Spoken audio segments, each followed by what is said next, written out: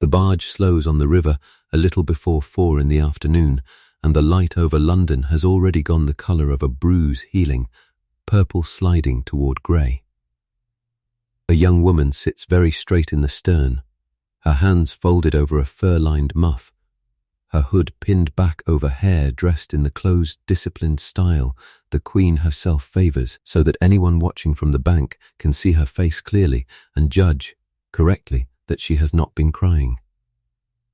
Her gown is dark wool, trimmed with marten, chosen that morning by her own maid, because it is warm and because it is dignified, and underneath it her heart is going fast enough that she can feel it in her throat. It is November of 1541. The oarsmen bring the barge under the low stone archway that Londoners call the Traitor's Gate, and the river water slaps against walls that have not seen open daylight in 400 years, and somewhere above her a bell begins to toll to mark her arrival, because even an arrest at the Tower of London is conducted with courtesy. The oarsmen ship their oars and let the barge drift the last few yards toward the water stairs, and for a moment the only sound is the river itself, slapping against ancient stone, and the small creak of the boat settling against the landing. A gentleman usher meets her at the water stairs and bows. He addresses her by her correct title. He offers his arm on the wet stone steps as though she were arriving for a banquet rather than a confinement, and in the room she is shown to, a fire has already been laid and lit, because someone was sent ahead an hour earlier with instructions to see to her comfort. There is a bed with linen sheets. There is a chair with a cushion worked in wool. A servant brings watered wine and asks, with what sounds like real concern, whether the lady would like anything further before nightfall. This is the picture history likes least to correct, because it disturbs the comfortable shape of the word prison. Picture the word dungeon, and you probably picture stone sweating with damp, chains bolted into a wall, straw scattered across a floor, one barred slit of light near the ceiling. For a woman of rank under Henry VIII, the truth of a Tower confinement in 1542 looked far more like a well-appointed lodging house with unusually serious security than anything a modern mind would recognize as a cell. She will eat from pewter, sometimes from silver. She will keep a servant of her own, permitted to attend her. In almost every material sense, she will be treated as a person of consequence. The one sense that is not material is the only one that counts. She cannot leave. She does not know what is being said about her past the walls of this room. She does not know, from 1 week to the next, whether she will be released with an apology and a fresh horse home, or walked out to Tower Hill with a crowd already gathering to watch her die. The comfort is not a lie exactly. It is something stranger than a lie, and considerably more effective, because a woman treated with courtesy has no visible cruelty to push against, nothing to aim her fear at except the silence itself and everything the silence might be hiding, the fire in the grate, the linen on the bed, the bowing usher at the water stairs. The story of what it actually meant to be held inside this fortress in 1542 sits underneath all of it, and it is stranger, more calculated, and more frightening than any dungeon could ever have been. This is 1542, deep into the reign of a king who has already broken with Rome, executed 2 wives, dissolved the monasteries, and turned the law of treason into something closer to a standing threat than an occasional punishment. By this year, Henry VIII has sent a queen to the block on Tower Green, a former chancellor to the executioner's axe on Tower Hill, and his own most powerful minister to his death on the same ground, all within the space of 6 years. Anyone at his court, a nobleman, a bishop, a lady of the Privy Chamber, a boy of 17 with an inconvenient surname, lives with the plain knowledge that the Tower of London is not some distant medieval relic. It is a working instrument of royal power, in active use this very year, and every person in that court has watched someone they knew disappear through its gates. The fortress had, by 1542, become something closer to a permanent fixture of Tudor governance than an occasional emergency measure reserved for the rarest crisis. It stood at the centre of London, visible from the river to anyone traveling through the city on ordinary business, its presence a constant, unspoken reminder of exactly what awaited anyone who fell far enough from royal favor.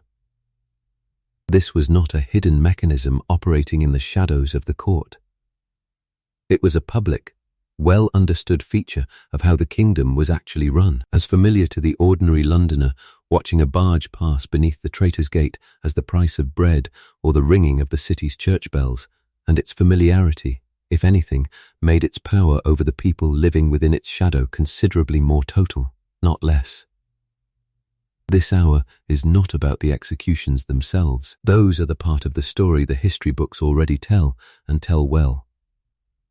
This hour is about the weeks before them, the strange, careful, almost theatrical experience of being held at the king's pleasure inside a fortress that dresses captivity in the manners of hospitality. What the rooms actually looked like, and what your assigned lodgings silently told you about your chances, who paid for your firewood, and why the answer might surprise you.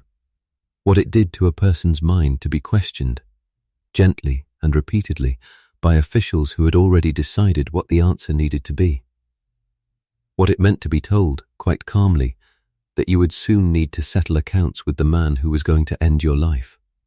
None of this survives in the portraits. Most of it does not survive in the tidy closed-case version of Tudor history that gets passed around at dinner parties. This hour is the version sitting underneath that one, drawn from the letters, the household accounts, and the trial records the era actually left behind. Before we go any further, if this is the kind of history you find worth your time, the unvarnished version behind the state portrait and the textbook paragraph, take a moment to subscribe. It costs nothing, and it helps a small channel keep doing this particular kind of work. And if there is a reign or a decade that has been sitting at the back of your mind, one you would like opened up in exactly this way, leave a word about it in the comments. I do read every one, even the ones that arrive at 3 in the morning. Let us begin, as every tower confinement in this period actually began, not with a scaffold, which came later for some and never for others, but with the water stairs, the bowing gentleman usher, and a young woman who has just been told, with great politeness, that she will not be going home tonight. Her name, for the purposes of this hour, is Lady Cecily Ashcombe, and she is 26 years old in November of 1541. She is a composite figure, built from the documented lives of the gentlewomen who actually served in Queen Catherine Howard's household that autumn, women whose names survive in the interrogation records even though most modern accounts have forgotten them entirely. Cecily is not any single one of them. She is what their circumstances, taken together, actually looked like from the inside. She comes from a family of modest gentry in Sussex, well connected enough to place a daughter at court, but not powerful enough to protect her once trouble arrived. She was widowed at 23, her husband a minor knight, who died of a fever and left her a small jointure and no children, which made her, in the cold calculation of the age, exactly the kind of woman suited to court service.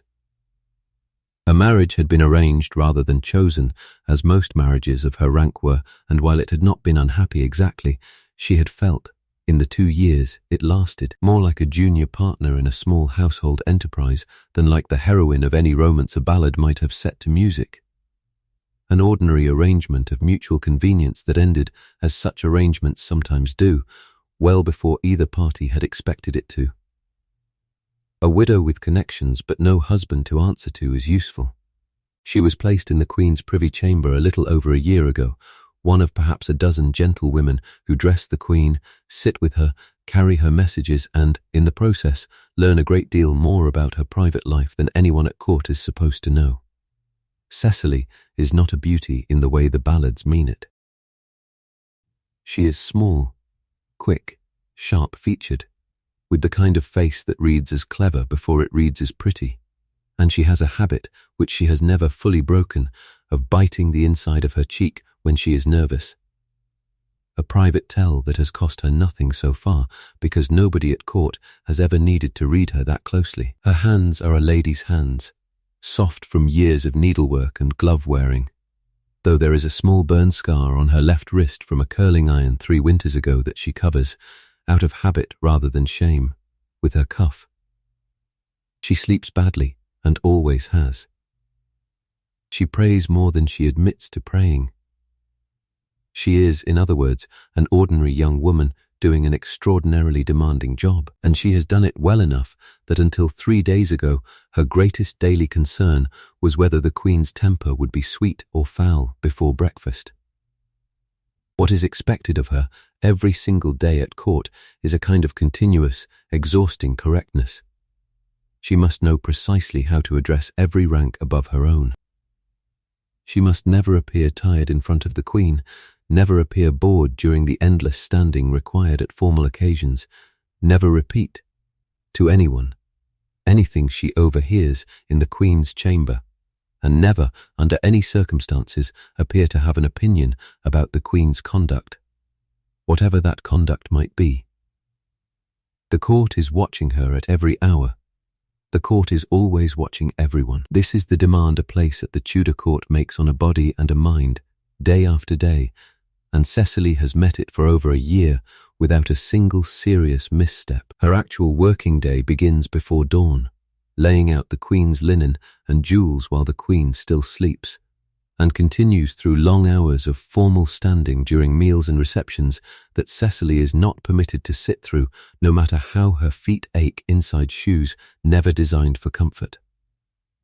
She helps dress the Queen twice daily, a process that can take the better part of an hour given the weight and complexity of court fashion, and she spends whatever time remains attending to correspondence, needlework, and the constant low-grade diplomacy required simply to remain on good terms with a dozen other ambitious women competing for the same limited store of royal favour.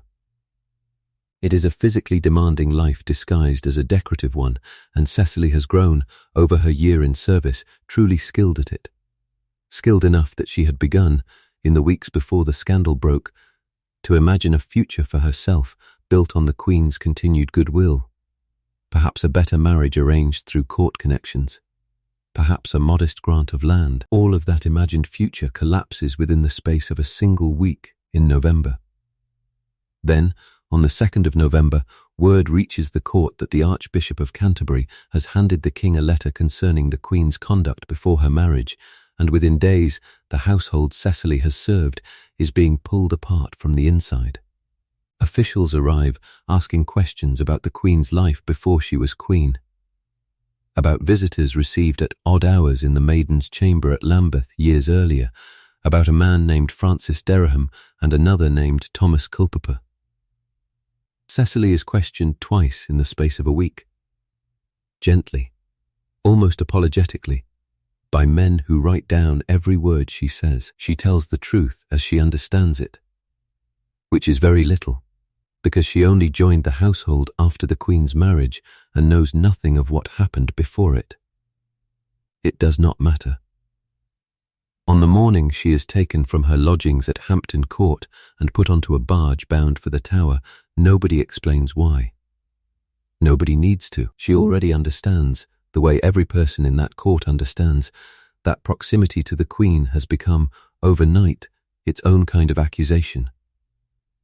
There is one more thing worth knowing about her before the gates close, a small private habit that never once appears in any record because no clerk was ever assigned to notice it. Cecily counts. When she is afraid, she counts the objects in a room, the panes in a window, the knots along a bedpost, the stitches down a hem, because a number is a fact, and a fact is something a frightened mind can hold on to when everything else has gone soft and uncertain underfoot. She is doing it now, in the barge, counting the oar strokes between one bridge and the next, and she will do it again within the hour. Alone in a borrowed room with a fire someone else lit for her, counting the diamond panes of a window she is not permitted to open. It is a small thing. It is also, in its way, the entire shape of what is coming for her. A woman with a good fire, a soft bed, and a servant of her own, holding herself together one counted number at a time, because everything that actually matters has already been taken out of her hands. If you picture a medieval prison at all, you probably picture something built to punish the body before it even reaches trial. Cold stone. A locked grate instead of a door. Rats, maybe, and a single candle stub rationed out by a gaoler who resents having to bring it. That image comes from somewhere real. It comes from the lowest tier of Tudor incarceration, the town gaols and the common cells where debtors and thieves were kept, and it is not wrong about those places. It is simply the wrong picture for the person Cecily has become the moment she stepped off that barge.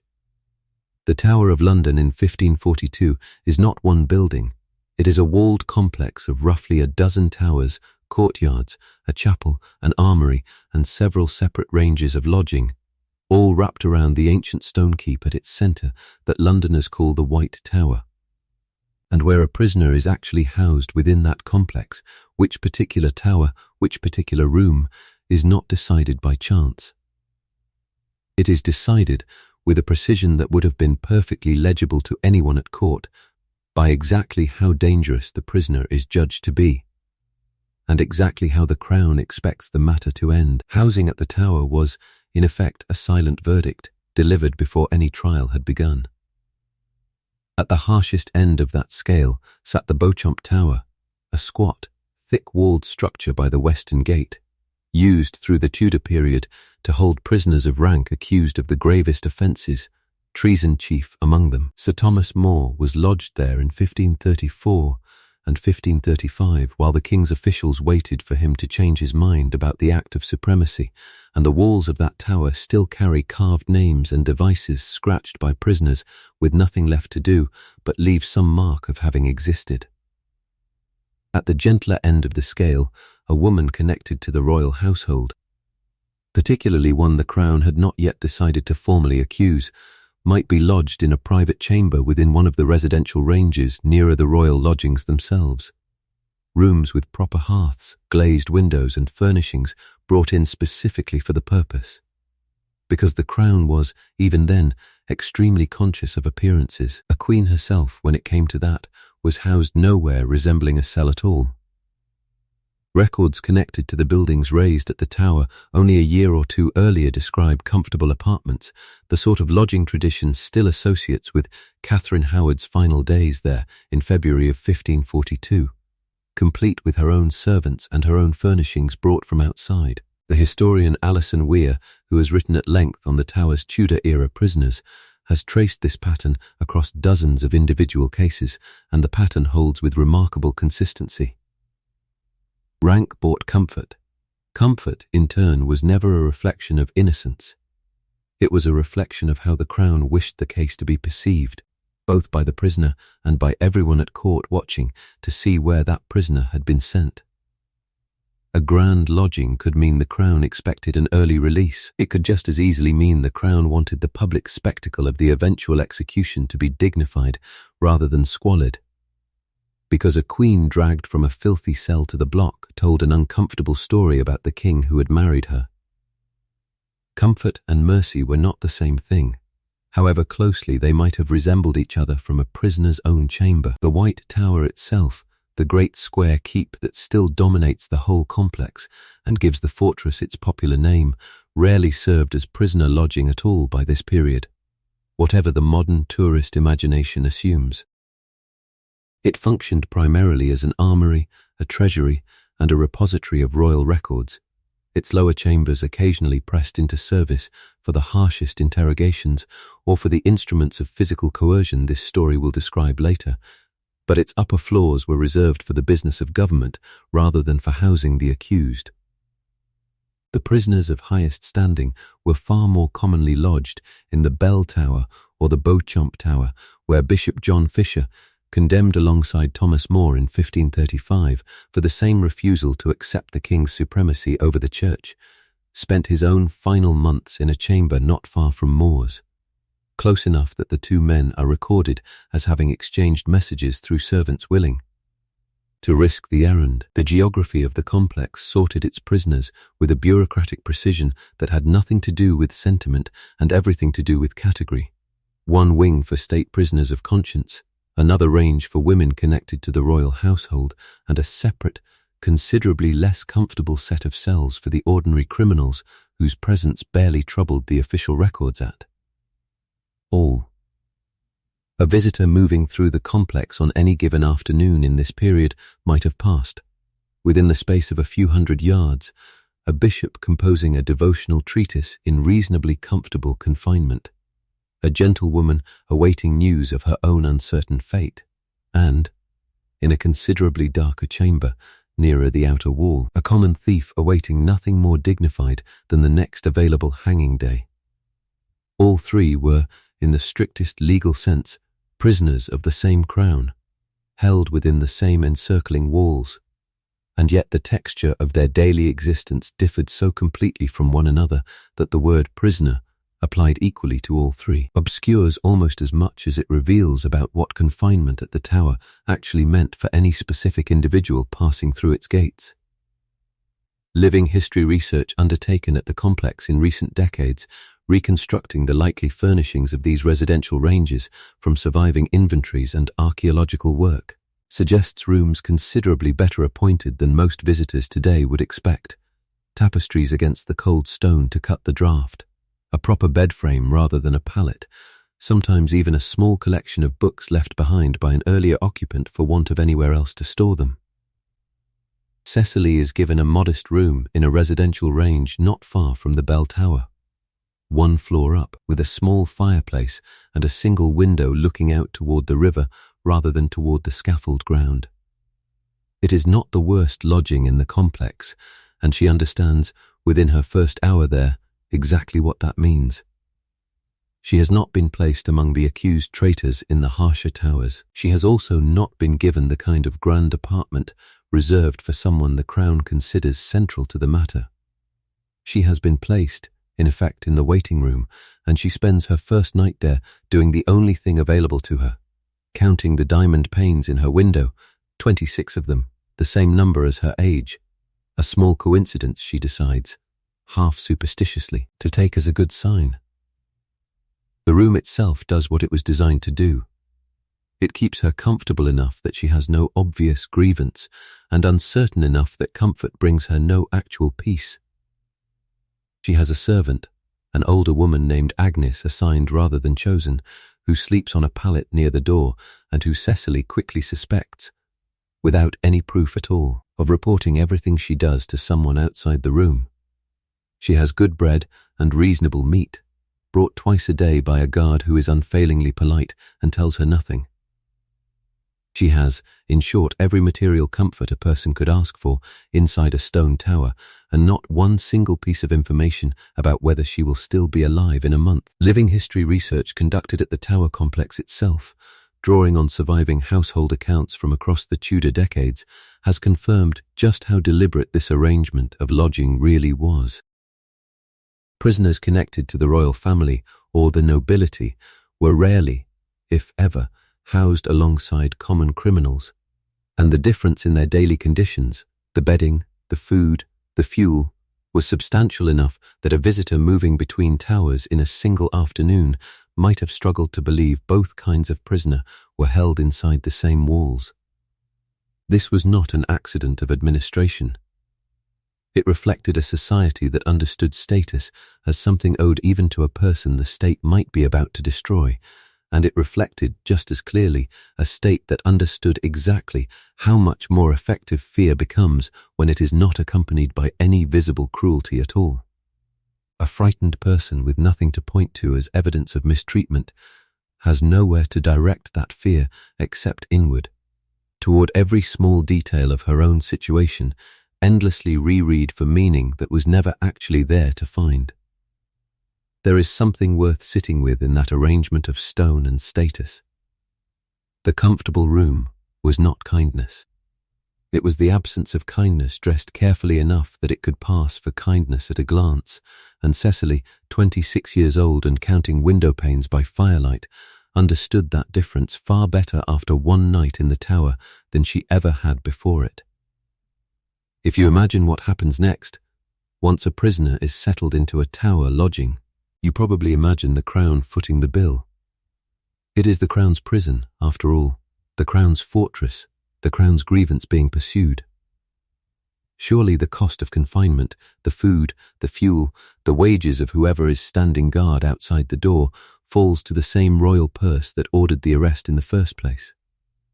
It is a reasonable assumption. It is also, for almost every prisoner of rank held at the Tower under Henry VIII, entirely wrong.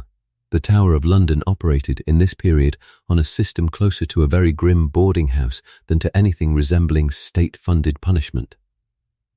The Lieutenant of the Tower, an office held for over 2 decades, by a man named Sir Edmund Walsingham, who personally oversaw the imprisonment of figures as significant as Sir Thomas More and Queen Anne Boleyn, ran his household on a fee structure tied directly to a prisoner's rank. A prisoner of noble blood was charged more per week than a prisoner of gentle birth, who in turn was charged more than a common criminal, and every single item consumed inside that cell — bread, meat, candles, firewood, clean linen — was tallied against the prisoner's own account to be settled by the prisoner's family, the prisoner's estate, or, if neither could pay, left as an unresolved debt that might follow a surviving family for years. Even the wages of the guards assigned to watch a particular prisoner were, in many documented cases, charged back to that same prisoner. You were not merely confined. You were made to fund your own confinement, down to the coal burning in your own grate. Sir Thomas More's family learnt this directly during his imprisonment in the Bell Tower in 1534 and 1535. Surviving correspondence shows his household in London scrambling to send money, food, and clean clothing into the Tower on a regular basis, not as an act of tenderness, but as a practical necessity, because the alternative was a husband and father going without. The system assumed, correctly, that most prisoners of rank had family or connections willing to pay rather than watch a relative go cold and hungry, and it built that assumption directly into how the fortress ran. A prisoner with no such connections faced conditions that could deteriorate sharply and quickly, regardless of what their rank technically entitled them to. Comfort, in other words, was never guaranteed by status alone. It had to be purchased, week by week, by someone on the outside still willing and able to pay for it. The lieutenant's own prisoner books, the ledgers in which these charges were recorded line by line, reveal a fee structure calibrated with almost bureaucratic precision to the exact gradations of Tudor rank. A duke or a duchess was assessed at several pounds a week for lodging and board alone, a sum that could easily exceed what a skilled craftsman earned across an entire month of honest labour outside the walls. A knight or a gentlewoman of Cecily's own station was charged rather less, though still enough to represent a genuine burden on a modest estate, and a prisoner without gentle status at all might be charged only a token amount, precisely because such a prisoner was assumed to have almost nothing worth extracting in the first place. Firewood was tallied by the load. Candles were tallied by the pound. Even the straw used to freshen bedding appears as its own separate line in some surviving accounts, a reminder that nothing entering a prisoner's chamber, no matter how small or how seemingly incidental, escaped the notice of a clerk somewhere charged with keeping the fortress solvent. Cecily's modest jointure, the small income left to her by her dead husband, is not designed to absorb this kind of pressure. Within her first week in the Tower, a steward from her late husband's estate in Sussex is contacted with an itemised account. So much for her lodging, so much for her meals, so much for Agnes's wages and her own guard's wages, so much for candles and firewood through the coming winter months. It is not an enormous sum by the standards of the nobility passing through these same gates, but it is enough to matter a great deal to a widow with no husband and no children to share the burden. She lies awake doing the arithmetic in her head, the same counting habit that steadies her over window panes, now turning against her, because every night she remains inside these walls is a night that costs her money she does not have in unlimited supply. The fear of execution and the fear of financial ruin become, for her, oddly inseparable, two threats arriving through the same door. Her late husband's jointure yields, in an ordinary year, barely enough to maintain her small household in Sussex with any comfort, and the weekly charges accumulating against her at the tower are, by her own private reckoning, already approaching a sum that would ordinarily take her the better part of a year to set aside. She writes to her steward, asking him to delay payment on several minor debts elsewhere in order to free the funds the tower requires, aware even as she dictates the letter that she is, in effect, borrowing against her own future to pay for her present captivity, with no way of knowing whether that captivity will last another week or another year. It is an arithmetic with no stable endpoint, and the not knowing how long the sum will need to keep growing is, in its own quiet way, exactly as unsettling as the not knowing whether she will eventually be released at all.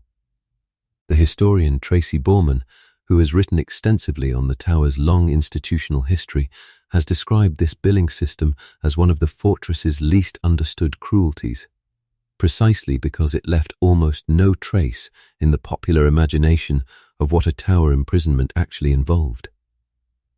It is easy to picture chains and rats. It is much harder to picture a frightened woman doing sums by candlelight, worrying as much about an unpaid account for firewood as about the interrogation waiting for her the next morning. But the household accounts that survive from this period, imperfect and incomplete as they are, show exactly that kind of arithmetic happening in cell after cell, decade after decade. The state did not merely imprison its enemies. It billed them for the privilege, and in doing so it made the machinery of royal punishment almost entirely self-funding, paid for, in the end, by the very families it was busy destroying. There is a particular kind of exhaustion in being afraid for your life and worried about money in the very same hour, and it is not an exhaustion the portraits of this era ever thought to record. Cecily's fear does not pause to let her grieve one thing at a time. It runs on two tracks at once, the scaffold and the ledger, and both of them, in their own way, are keeping her awake. Picture confinement in any century and you will probably picture boredom before you picture anything else. Long, empty hours with nothing to fill them, perhaps a book if you were lucky, perhaps a window to stare through if you were not. That much of the picture is accurate enough. What it leaves out is the far more corrosive experience underneath the boredom. The fact that a Tower prisoner in 1542 was not merely alone with her thoughts. She was cut off, almost completely, from any independent source of information about her own case, and made entirely dependent on the goodwill of the very men responsible for holding her. Every meaningful decision about a prisoner's daily existence at the Tower ran through two offices. The constable, a post held from 1540 by Sir John Gage, and the lieutenant, Sir Edmund Walsingham, who together controlled whether a prisoner received visitors, sent or received letters, walked in a garden, or heard so much as a rumour of what was happening at Westminster or Hampton Court. Nothing entered or left a prisoner's chamber without their knowledge and, in most cases, their explicit permission. A letter from a husband, a mother, a steward managing an estate could be read, delayed, or simply withheld, and the prisoner receiving it or failing to receive it had no way of knowing which had happened and no one to appeal to except the very officials making that decision. This was not incidental to the system. It was, by design, one of its most effective instruments, because uncertainty applied steadily over weeks does something to a mind that outright cruelty rarely achieves as efficiently. A person who knows she is doomed can, in her own way, prepare herself. A person who does not know anything at all has nowhere stable to stand. Thomas Cromwell's own fall in the summer of 1540 offers the starkest illustration of exactly how total this isolation could become, and how quickly. One week, he was the most powerful commoner in England, the king's chief minister, a man whose signature moved armies and dissolved monasteries.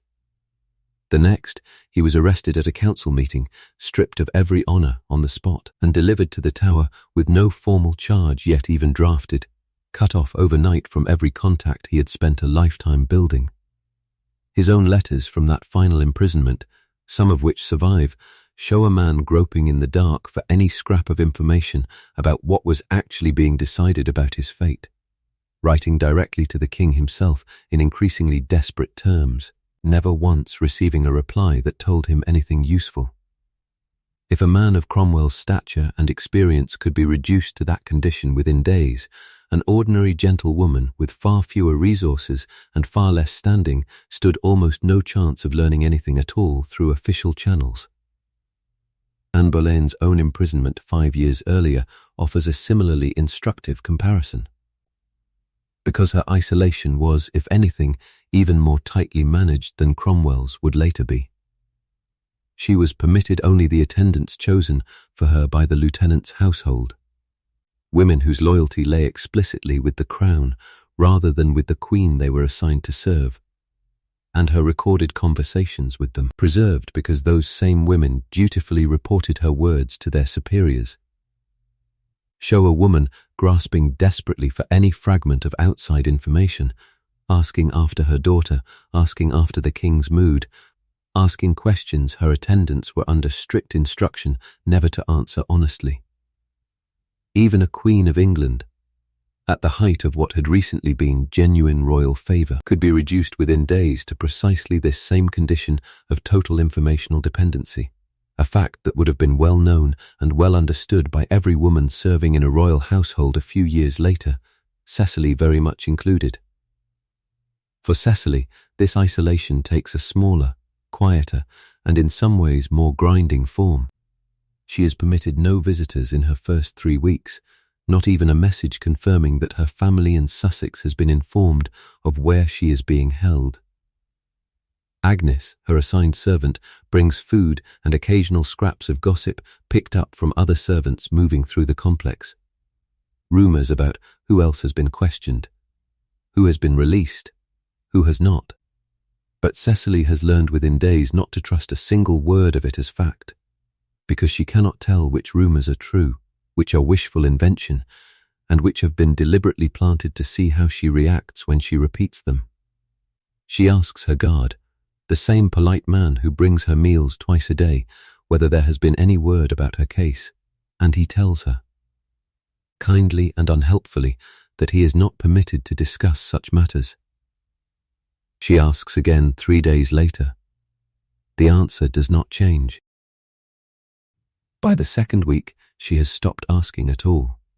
Not because she has stopped wanting to know, but because the asking itself had become its own small, exhausting defeat, repeated on a loop with no end in sight.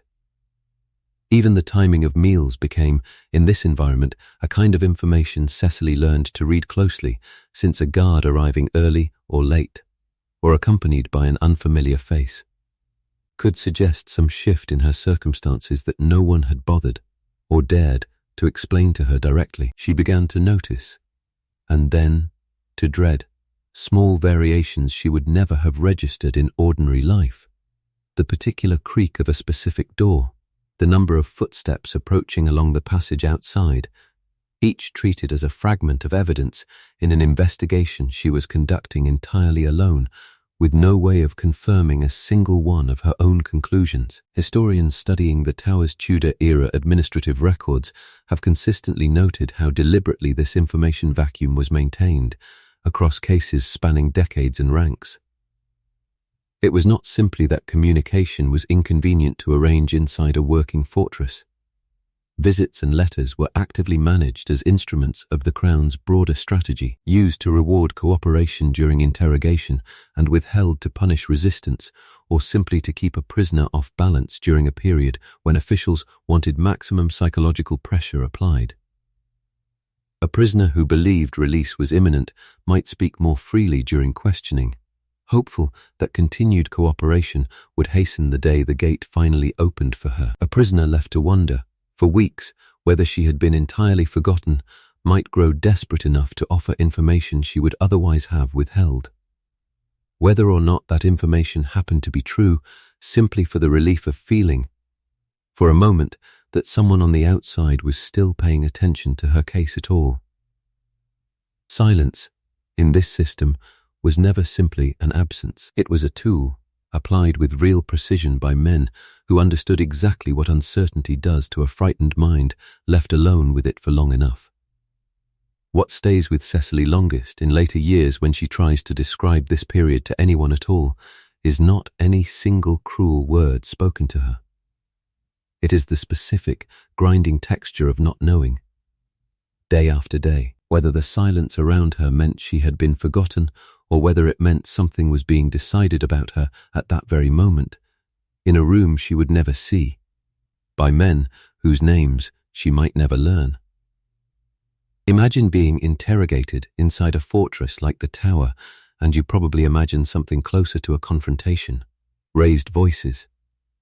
An accusation flung across a table, perhaps the implied threat of the rack sitting somewhere just out of sight in the next room. Drama. In other words, something a modern courtroom scene would recognize instantly. The actual practice of Tudor interrogation, at least for prisoners of rank, looked almost nothing like that, and its calm, patient, almost courteous surface was precisely what made it so effective at producing the confessions the Crown wanted.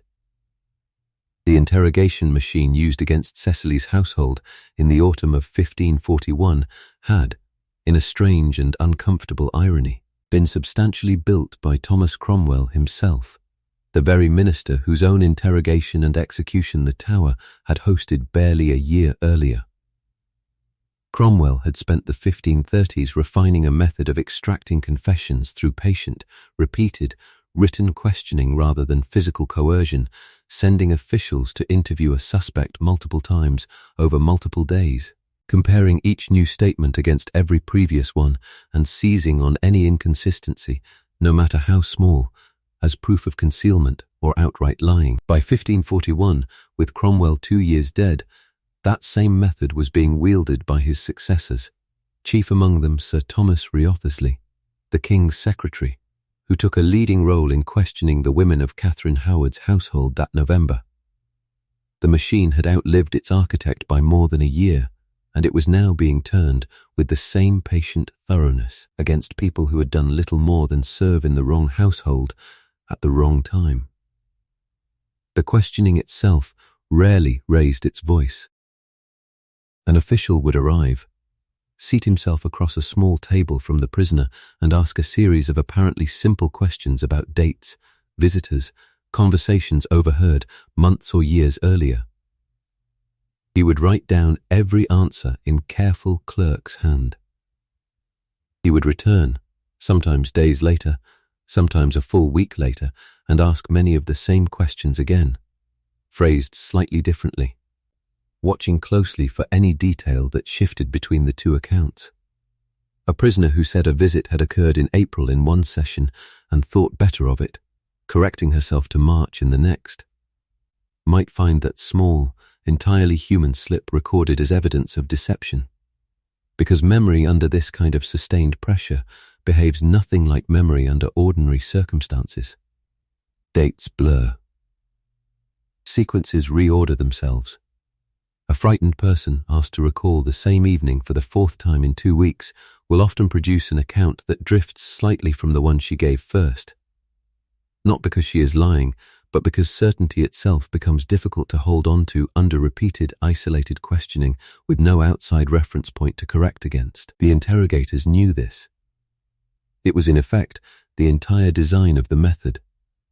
Francis Derham and Thomas Culpeper, the two men whose earlier and current relationships with the Queen sat at the very centre of the investigation, were subjected to a considerably harsher version of this same patient method. Their depositions compared against one another, against the Queen's own eventual admissions, and against the testimony of the household women who had known both men for years. The surviving records of their examinations show officials returning again and again to the same small handful of contested points, precisely which nights a visit had occurred, precisely which words had passed between Queen and courtier, building their eventual case not from any single dramatic admission, but from an accumulated weight of small cross-referenced details, each one individually unremarkable, together forming a pattern the Crown's lawyers could present as conclusive. It was slow work, methodical rather than theatrical, and it proved, in the end, considerably more effective at producing the confessions the Crown required than any single dramatic confrontation could have managed. Perhaps the cruelest wrinkle in the entire arrangement was the servant question, and it applied with particular force to a woman in Cecily's position. Prisoners of rank were typically permitted an attendant, someone to dress them, bring their meals, sit with them through the long, empty hours of a day with nothing to fill it. That attendant was rarely a free choice. Agnes, the older woman assigned to wait on Cecily, had been selected by the lieutenant's household, not by Cecily herself, and Cecily has no way of confirming whether Agnes reports her private words, her private tears, her private complaints, back to the officials running her case. This was not mere paranoia on Cecily's part. It was standard practice, well documented across multiple Tower imprisonments of this era, for household staff assigned to a prisoner to also serve, formally or informally, as a source of information for the very men conducting the interrogation. A prisoner could never be entirely certain, in her own chamber, behind her own closed door, that anything she said was actually private. Cecily learns this lesson the hard way during her third round of questioning in early December. An official, mild and unhurried as always, asks her to describe a particular evening at Lambeth she had mentioned only once before, in passing, to Agnes during an unguarded moment of exhaustion late at night, never imagining it would resurface in a formal interview conducted by a stranger. She does not know, and will likely never know, whether Agnes reported the remark directly, whether it reached the official through some other channel entirely, or whether it was simply a fortunate guess dressed up to sound like knowledge.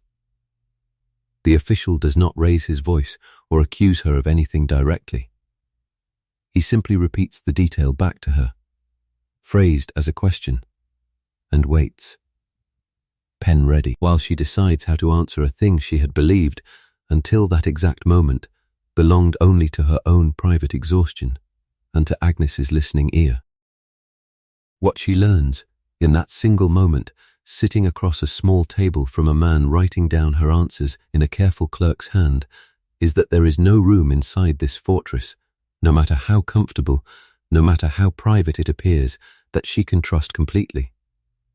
Even her own chamber, with its good fire and its soft bed, has ears she cannot see and cannot verify, and from that morning forward she begins rehearsing her own words before she speaks them aloud, even alone, even to herself, as though the walls themselves might be listening and taking notes. The broader pattern here is one modern interrogation researchers would recognize immediately, even though the Tudor officials conducting it had no formal theory to name it by. Isolation degrades memory and judgment. Repeated questioning, spaced out over days and weeks, exploits that degradation systematically, producing exactly the kind of small inconsistencies that can then be presented, in a courtroom with no real defense permitted, as evidence of guilt. Historians of the period have noted that very few prisoners held under this system, regardless of rank or innocence, emerged from weeks of isolated interrogation with their original account fully intact. The method was not designed to uncover the truth so much as it was designed to produce a confession, or a contradiction that could be shaped into whatever the Crown had already decided the outcome needed to be. There is a particular kind of loneliness in learning that your own voice, in your own room, might not be entirely your own to control. Cecily carries that lesson for the rest of her life, long after the Tower itself is behind her. A permanent, quiet habit of choosing her words with more care than the moment ever technically requires. A trial, in the modern imagination, is a genuine contest. Two sides present their case, a jury or a judge weighs the evidence with something resembling an open mind, and the verdict, whatever it turns out to be, is not decided until the arguments have actually been heard. Carry that expectation into a Tudor treason trial in 1541 or 1542, and you will misunderstand almost everything about what is actually happening in that room. For a prisoner accused of treason under Henry VIII, particularly a prisoner connected to the royal family itself, the trial was rarely a genuine determination of guilt. It was a formal ceremony performed around a conclusion the Crown had already reached, sometimes weeks before the accused ever stood before a court at all. The mechanics of English treason law made this almost inevitable. The definition of treason had been steadily widened across Henry's reign, most dramatically by the Treason Act of 1534, which made it a capital offence merely to speak against the king's supremacy over the church, or to deny his titles, or in some interpretations, simply to wish him harm in words spoken privately and later reported by an informer. A charge of treason carried with it severe restrictions on the accused's own defence. A person on trial for treason in this period was not permitted legal counsel to argue their case in court. They could not compel witnesses to appear on their own behalf. They could question the Crown's witnesses only through their own limited words, spoken under enormous pressure, in front of judges appointed by the same Crown bringing the charge. The entire architecture of the process was built to favour conviction, and juries drawn from men who understood perfectly well what happened to those who returned an unwelcome verdict in a high treason case, convicted with a consistency that historians studying the period have found remarkable even by the standards of the age. Catherine Howard's own case never even reached the formality of a jury trial in the way More's or Anne Boleyn's had.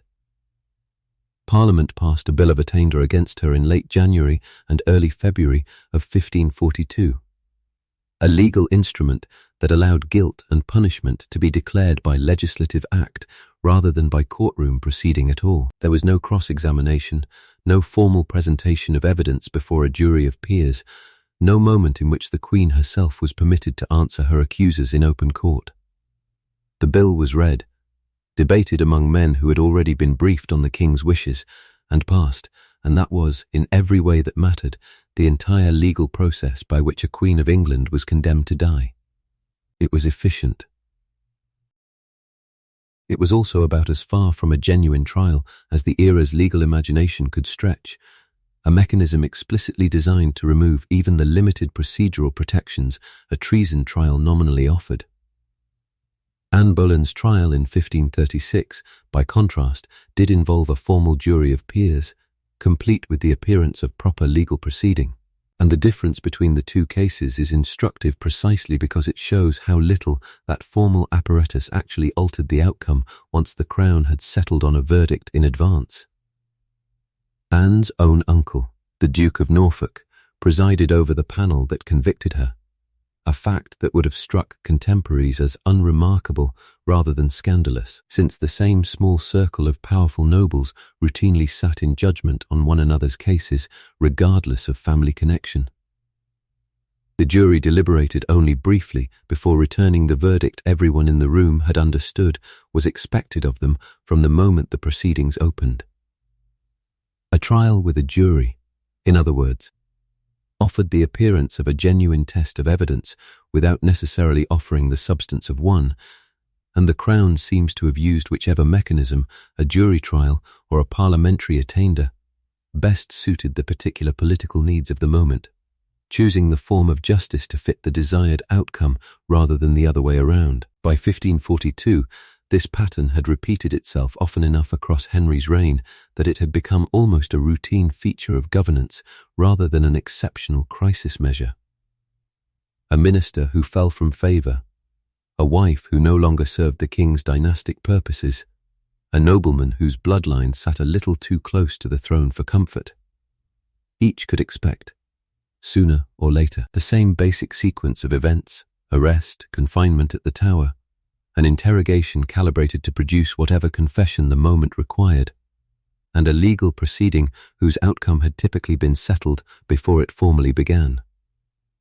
Historians of the period sometimes describe this as Henry's use of the law as an instrument of statecraft rather than a check upon it. A system flexible enough to remove virtually anyone from his path, dressed always in the vocabulary of justice, treason, and due process, so that the removal of even a queen or a chief minister could be presented to the wider realm as the sober operation of English law rather than as the personal will of one increasingly unpredictable king. For the wider circle of people swept up around Catherine Howard that winter, the ladies of her household, the men who had known Francis Dereham or Thomas Culpeper in earlier years, the legal process varied case by case. But the underlying reality did not.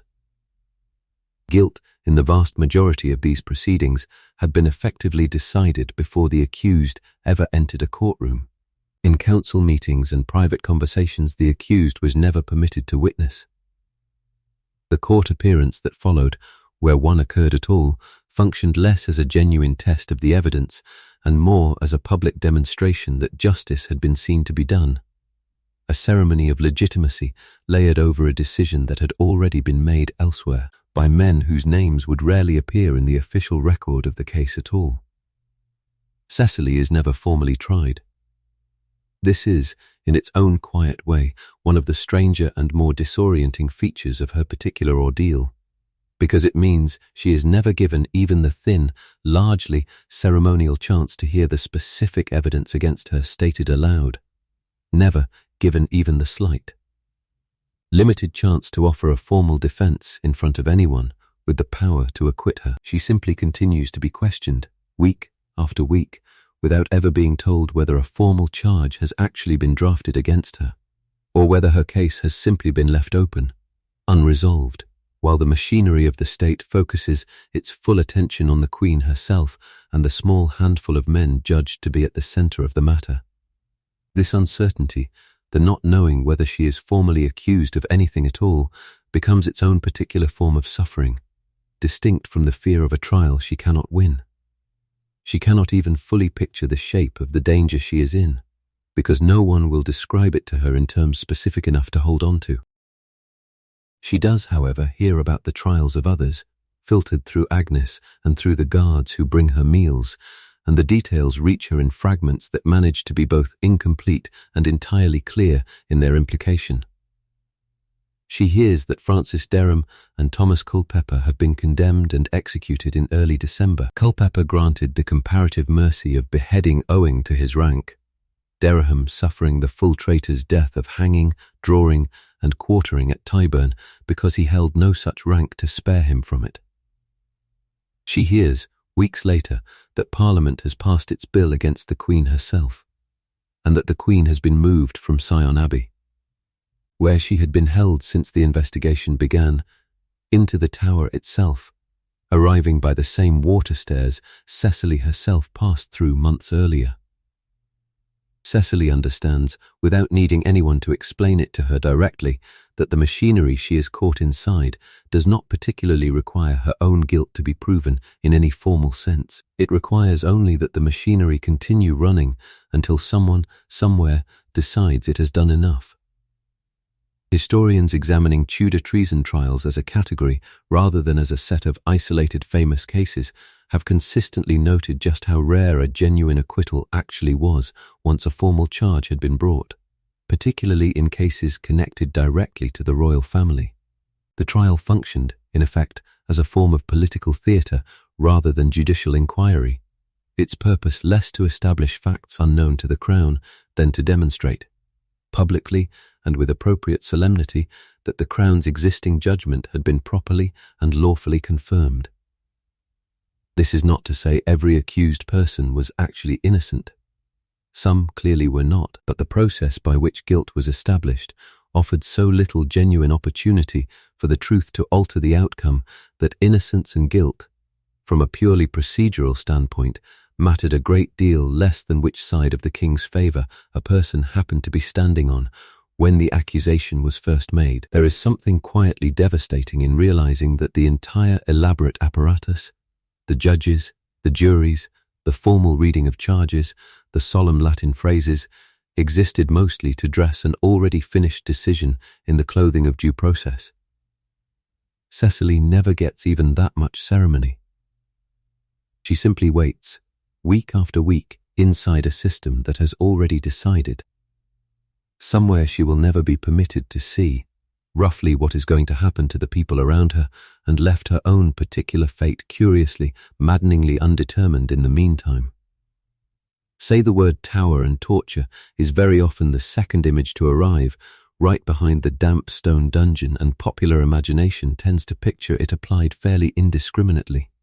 Any prisoner, any rank.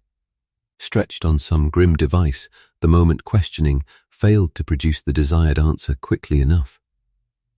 The actual pattern of who was tortured at the Tower of London and who was not followed a far more rigid and far more class-conscious logic, and understanding that logic changes the picture of what someone in Cecily's specific position actually had to fear. Physical torture, formally sanctioned by royal warrant, was in fact a comparatively rare event even across the whole of Henry VIII's reign, and it was almost never applied to prisoners of noble or gentle birth, and even more rarely to women of any rank at all.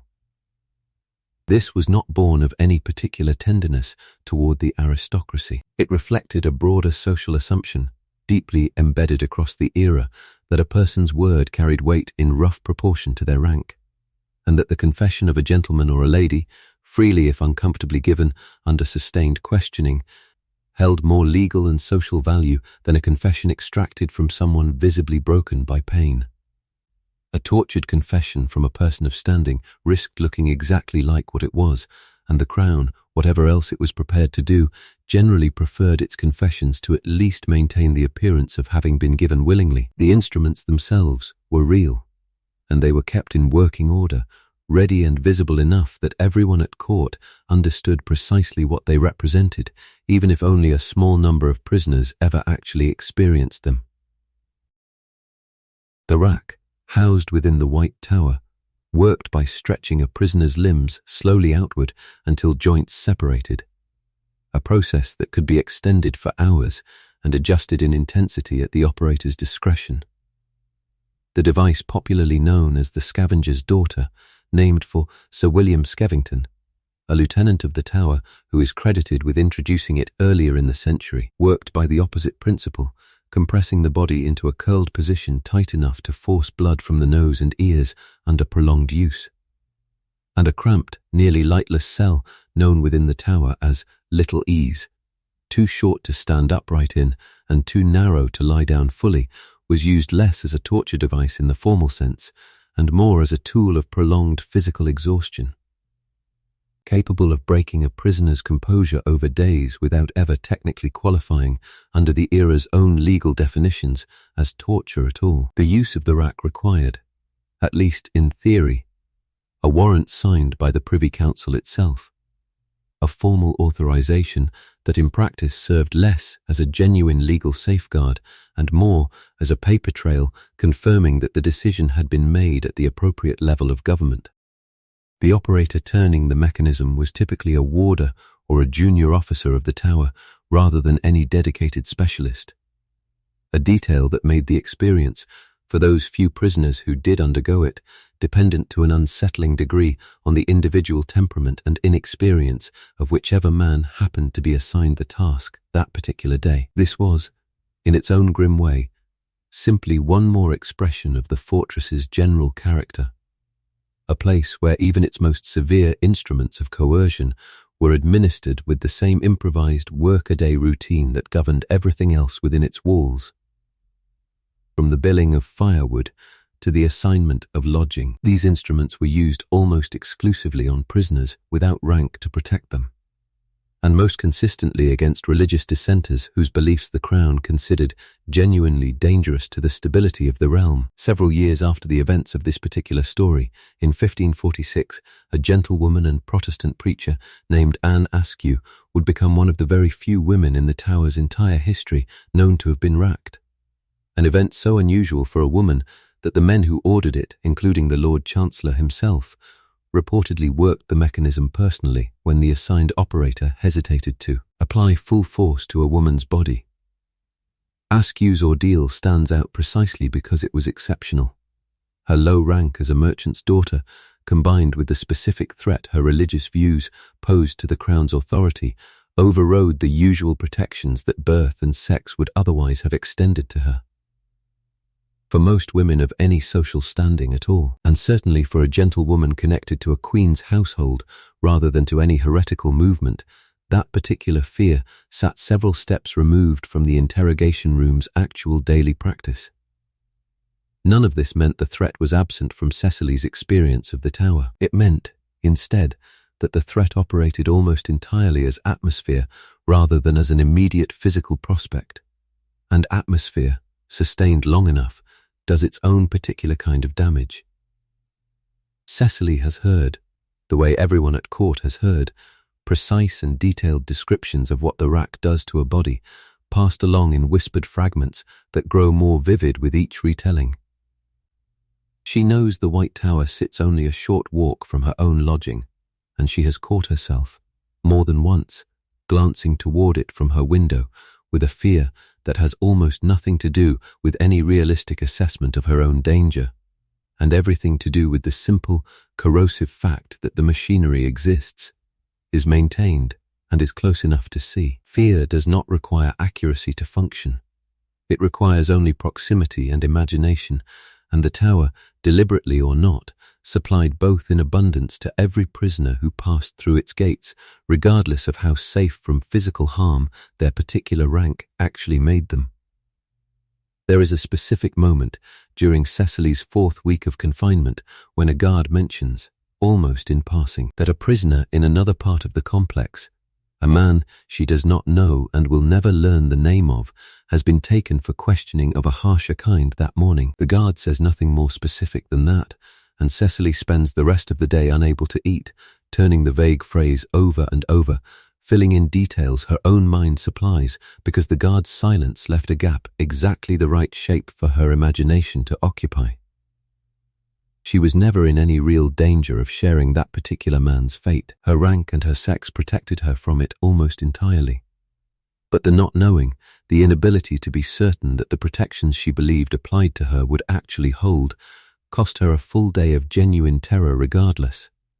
And that terror, disconnected as it was from the real odds of her own situation, was every bit as physically exhausting as if the danger had been immediate and specific. This is, perhaps, the single hardest part of the whole ordeal to convey honestly to a modern listener, because it resists the kind of dramatic retelling that makes for a satisfying story.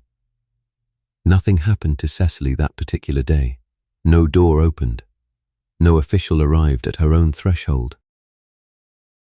And yet the day cost her every bit as much as an actual interrogation would have, measured in the exhaustion she felt by evening, in the meal she left half-eaten, in the sleep that would not come easily that night either.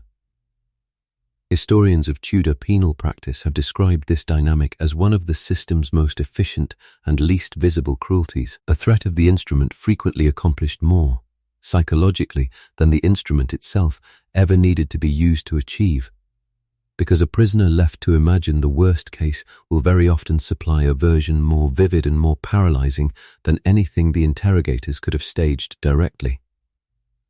The tower did not need to torture every prisoner to be feared as a place of torture. It needed only to torture enough people, publicly enough, and to let the rest of its population hear about it in exactly the fragmented, half-confirmed way that leaves the most room for dread to fill in the remaining details on its own.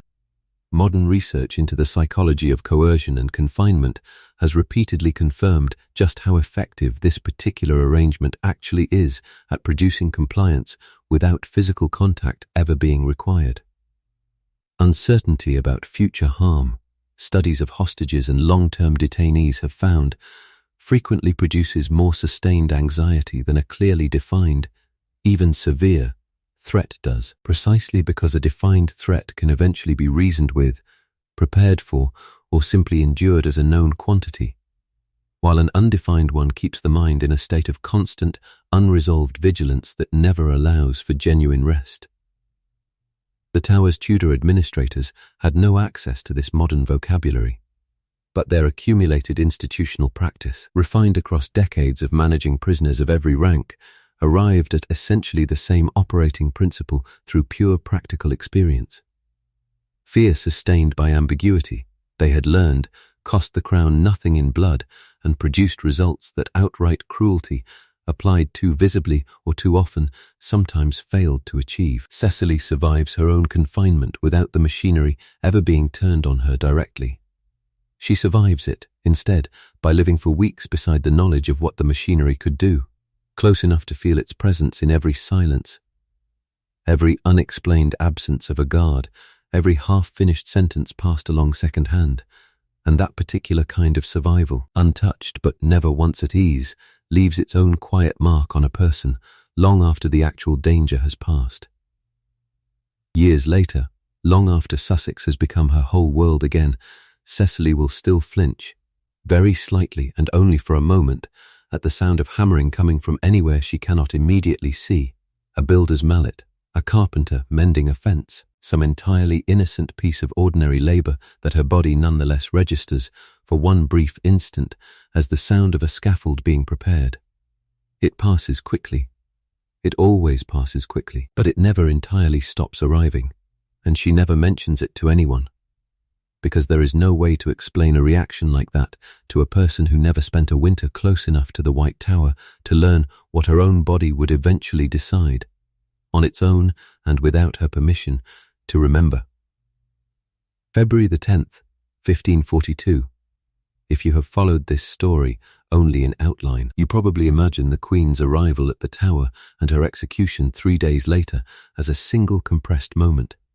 Grief and horror collapsed into one image, the way a headline compresses a life into a sentence.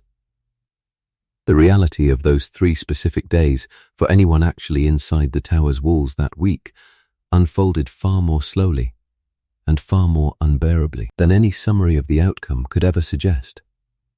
Catherine Howard arrived by barge from Sion Abbey, where she had been held since shortly after the investigation began the previous November, and passed under the same traitor's gate that had swallowed Cecily 3 months earlier. She was lodged, according to the tradition long associated with the Tower's own records, in the range of buildings raised only a year or 2 before.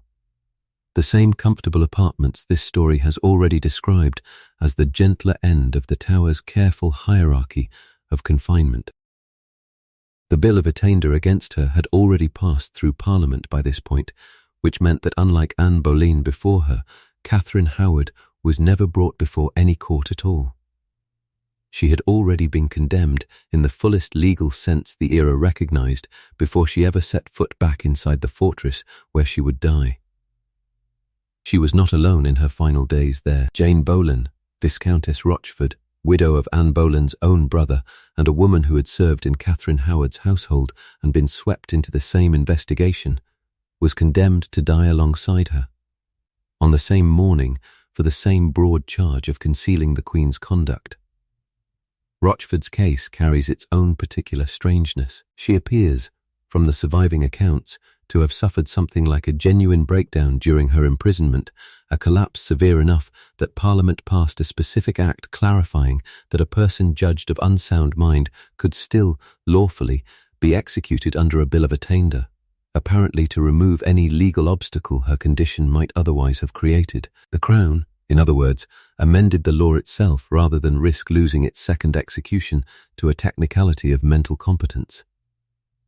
It is difficult to imagine a clearer illustration of how thoroughly the machinery of Tudor justice had come to serve outcomes decided in advance, rather than principles applied consistently once the facts of a case were known. Word of the coming execution had spread through London well before the 13th of February arrived, and the city outside the Tower's walls was, by every contemporary account, alive with a kind of grim, expectant curiosity that Cecily could sense even second-hand, filtered through Agnes and through the guards, without ever witnessing the streets herself. Crowds were expected to gather at first light along the approaches to the Tower, drawn by the same appetite for public spectacle that had drawn crowds to Anne Boleyn's execution 6 years earlier and would draw them to countless others across the remainder of the century. The Lord Mayor and a delegation of aldermen had been formally instructed to attend as official witnesses, a customary requirement intended to confirm to the wider city that the sentence had actually been carried out and that no substitution or secret mercy had quietly taken place behind the fortress walls. Even the manner of a Queen's death, in other words, required outside verification, a final piece of civic theatre layered on top of everything else this particular story has already described, the detail that has survived most vividly from Catherine Howard's final night, preserved in an account recorded decades later by the historian Edward, Lord Herbert of Cherbury, in his History of Henry VIII, describes the Queen asking that the block itself be brought to her chamber on the evening before her execution, so that she might practice placing her head upon it correctly. Whatever the precise accuracy of that specific detail, and later historians have debated how literally to take an account written down so long after the fact, it captures something true and well attested about the broader psychological reality facing anyone in her position. A person condemned to a public execution was not merely being asked to die. She was being asked to perform her own death correctly, in front of witnesses, according to a strict and unforgiving etiquette that left no room for visible panic, no stumbling, no undignified scramble at the final moment. Rehearsal, in that light, becomes an entirely rational response to an entirely irrational demand. A woman trying, with whatever composure she had left, to ensure that the one thing still within her control, the manner of her own bearing in her final minutes, would not fail her in front of the crowd that was already being assembled outside. Cecily does not witness this rehearsal directly. She learns of the Queen's arrival back at the Tower the same way she has learned everything else these past months, through Agnes and through fragments passed along by guards who know more than they are supposed to say. But she is close enough in the days immediately surrounding the 13th of February to hear the specific and unmistakable sounds of preparation moving through the fortress outside her own small window. Hammering, early on the morning of the 12th, as carpenters build a scaffold on Tower Green rather than out on the public execution ground of Tower Hill, a small mercy of privacy the Crown extends to a former Queen that it did not extend to commoners. The tramp of boots along the walkways at odd hours. A hush, on the morning of the 13th itself, so total and so unnatural that Cecily finds herself straining to hear anything at all, and hearing, eventually, only the single, low sound of a bell. She does not see the execution itself. Women of her particular rank and situation, held under continuing suspicion themselves, are not brought out to witness it, and in any case, her own window faces the river rather than the green. What she experiences instead, that morning, is something perhaps closer to what most of the ordinary people connected to this story actually experienced. Not the spectacle itself, but its edges, its sounds, its aftermath. Filtering through walls and courtyards to reach a woman who has spent 3 months learning entirely new levels of what dread can feel like when stretched out over enough time. She sits with her hands folded in her lap, counting, out of old habit, the seconds between one distant sound and the next, and she prays, not entirely sure any longer whether her prayers are for the Queen she served, for the version of herself she was before November, or simply for an ending, any ending, to a waiting that has by this point outlasted every reserve of composure she came into the Tower believing she possessed.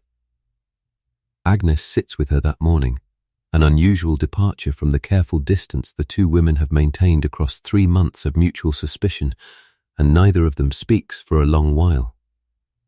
When the bell finally sounds, a single low note carried across the courtyards and in through Cecily's closed window, Agnes reaches over, without asking permission, and takes Cecily's folded hands in her own. It is the first unambiguous act of simple human kindness either woman has offered the other since Cecily arrived, and Cecily will remember it, decades later, with a clarity that outlasts her memory of almost everything else about that particular morning.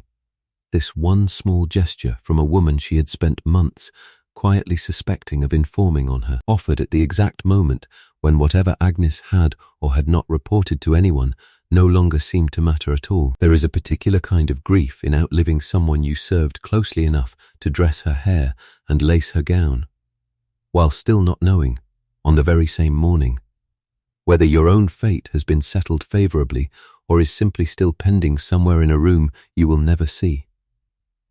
Cecily's fear and her grief arrive together that day, indistinguishable from each other, and she does not try very hard to separate them. There will be time later, if there is a later at all, to grieve properly. That morning, inside the Tower, there is only the counting and the bell and the long, unbearable patience of waiting to learn what happens next. Picture a Tudor execution, and the mind tends to stop at the axe, the block, and perhaps the crowd, treating the moment of death itself as the entire event. What that picture leaves out is everything surrounding the moment, an entire, rigid, unspoken code of conduct that governed exactly how a person of rank was expected to die. A code so specific and so widely understood across the era that departing from it was itself considered a kind of failure, almost as significant in the court's eyes as the crime that had brought the condemned to the scaffold in the first place. The first and most demanding requirement of that code was the scaffold speech delivered by the condemned person moments before the executioner did his work, and its content was almost entirely prescribed by convention rather than left to genuine personal expression. A person about to die at the king's command was expected to praise the king, to declare the justice of the sentence being carried out, and to ask the assembled crowd to pray for the king's long life and good health, regardless of whether the condemned believed, privately, in their own guilt or the fairness of their sentence at all. Anne Boleyn's own scaffold speech in 1536, preserved in several contemporary accounts, followed this pattern almost exactly, praising Henry as a good and gentle prince even as she stood minutes away from being killed by his direct order. Thomas More, similarly, went to his own death, declaring himself the king's good servant, a carefully chosen phrase that let him affirm loyalty to the crown while quietly reserving his deeper loyalty, unspoken but understood by anyone listening closely, for God above it. The convention was not merely a formality. It served the crown's own interests directly, transforming what might otherwise have looked like a public execution of a possibly innocent person into a public demonstration of that same person's loyal submission to royal justice, staged and delivered by the condemned's own voice in their final moments alive. Catherine Howard's scaffold speech, delivered on the morning of the 13th of February, is recorded by several witnesses as following this same expected form: an admission of having offended the king grievously, a declaration that she deserved her death, and a request that the crowd pray for the king and for the prince, her stepson Edward, who would one day rule after his father. Whatever she actually believed, in whatever private reckoning she had made with herself during the days of imprisonment and rehearsal that preceded that morning, the words she spoke publicly conformed almost exactly to what was expected of her. Because the alternative, a scaffold speech that accused the king or protested innocence too forcefully, risked consequences that could extend beyond the condemned person herself, toward family members and associates still living, still vulnerable, still within reach of a crown that did not forget an insult delivered in its own name at its own execution ground. Beyond the speech itself, an entire additional layer of etiquette governed the physical mechanics of dying well, and much of it involved money changing hands in a manner that would strike a modern observer as almost unbearably transactional. It was standard, well-documented practice for a condemned person of any real means to pay the executioner directly, in gold, before the execution took place, a gratuity intended to secure exactly one thing: a swift and competent single stroke rather than a botched, prolonged, and agonizing one. Executioners of this period worked with a hand axe or, in rarer and more prestigious cases, a sword, and their skill varied considerably from one practitioner to the next. A generous payment, delivered discreetly beforehand, functioned as something between a tip and an insurance policy, an acknowledgement that the condemned person's own final dignity depended, in the most literal physical sense, on the steadiness of a stranger's arm, a stranger who could be persuaded, through payment, to take particular care with that steadiness on this one occasion. The practice appears across numerous documented executions of this era, and it reflects a system in which even the manner and speed of one's own death had, in effect, become one more transaction to be managed and paid for. in the same brisk spirit as the firewood and the guard's wages billed against a prisoner's estate throughout the preceding weeks of confinement. The consequences of an unskilled or unpaid executioner were not merely theoretical, and news of exactly what could go wrong had circulated through the court well before Cecily's own confinement began.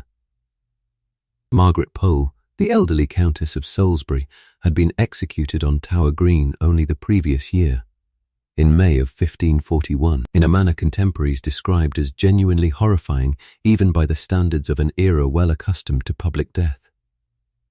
The executioner assigned to her that morning was, by most surviving accounts, inexperienced or otherwise unequal to the task, and the result was a botched, prolonged ordeal requiring multiple strikes before the sentence was finally completed. The story of that particular morning had travelled through every corner of the court in the months since, and it gave the custom of paying an executioner generously in advance a weight and an urgency that went well beyond simple tradition.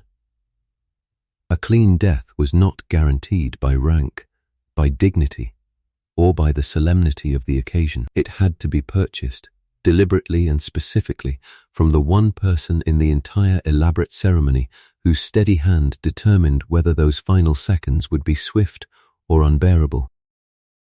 The physical staging of the execution ground itself carried its own layer of grim, workaday preparation, most of it invisible to the condemned, but well understood by everyone responsible for the day's arrangements.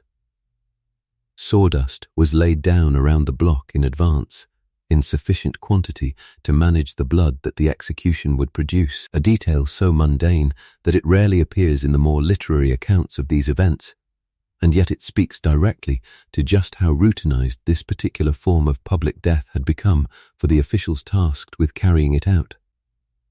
This was not a rare or unprecedented event requiring improvised arrangements. It was a recurring administrative task, with its own established procedures, its own standard supplies, and its own experienced personnel, no different in kind, for the men responsible for the logistics from any other recurring duty the Tower's administration was required to perform. Cecily hears about these particular details only much later, in the weeks following the Queen's death, pieced together from the same fragmentary second-hand sources that have supplied nearly all of her information throughout her confinement. She learns, with a specific and lasting discomfort, that Jane Rochford, executed immediately after the Queen that same morning, is said to have delivered her own scaffold speech with the same practiced conformity, admitting fault, praising the King, asking for prayers. Whatever private turmoil had gripped her during the preceding weeks apparently set aside, at least outwardly, for those final public minutes. Cecily turns this detail over in her mind for days afterward. This last, strange requirement that a person condemned to death by the state's own decision must nonetheless perform, in her very last moments alive, a kind of gratitude toward the same state for ending her life. It strikes her as the cruelest piece of etiquette in the entire elaborate system she has spent 3 months learning to navigate, crueler in its way than the interrogations, crueler than the isolation, because it asks something of the condemned that no one still living would ever be required to answer for. A final, unrefusable performance delivered to an audience that would then disperse, satisfied, and go home to their own suppers. The historian John Guy, among others who have studied Tudor state execution as a distinct genre of public ceremony rather than simply as a sequence of individual deaths, has described this entire apparatus: the sanctioned speech, the customary payment, the practical staging, as evidence of just how thoroughly the Crown had converted even its most extreme exercise of power into something resembling theatre, complete with expected roles, expected lines, and an expected emotional register that both the condemned and the assembled crowd understood without needing it explained. Even the choice of execution ground carried its own layer of coded meaning that contemporaries would have read instantly. Tower Hill, just outside the fortress walls, was the public execution site. Open to the ordinary crowds of London and used for the majority of the era's more prominent traitors, while Tower Green, within the walls themselves, was reserved for a small, select handful of prisoners, almost always women of royal rank, whose deaths the Crown preferred to keep smaller, quieter, and shielded from the largest and least controllable London crowds. Being executed within the walls rather than upon the public hill was not, in any meaningful sense, a mercy toward the condemned herself. It was again a matter of managing appearances, sparing the Crown the specific optics of a former queen dying before the same rough public audience that might turn out for an ordinary traitor's beheading on the open hill above. A well-conducted execution reassured onlookers that order had been restored, that justice, however predetermined, had been seen to run its proper course, and that the condemned, in the end, had accepted the rightness of the sentence against them. A badly conducted one, a botched stroke, a scaffold speech that veered into open accusation, unsettled that same reassurance in ways the Crown had every incentive to prevent. The etiquette existed to protect the state's own narrative about itself, and the condemned person, whatever their private thoughts, was required to help produce that narrative in their very last public act. There is something worth sitting with, quietly, in the fact that even death itself, inside this particular system, was not exempt from performance, from payment, from a careful attention to appearances that persisted right up until the final stroke fell. Cecily, learning these details in the weeks that follow, finds herself grateful, in a complicated and not entirely comfortable way, that her own fate has not yet required her to discover firsthand whether she could have managed that same performance with the same composure the Queen and Lady Rochford apparently found, somewhere in their last remaining hours. It is easy to assume, once an execution of this kind has been completed, that the story effectively ends there, that whatever remained to be done afterward was handled with at least the same careful ceremony that governed everything leading up to that final moment. The truth of what happened to the bodies of high-status prisoners immediately after their execution is one of the more quietly startling gaps between the era's elaborate public performance of justice and its private, administrative indifference once the performance had concluded and the crowd had gone home.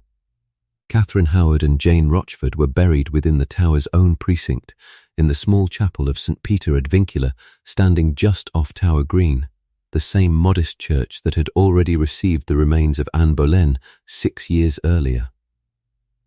Along with those of Thomas Cromwell and several other prominent figures whose lives had ended on the same patch of ground.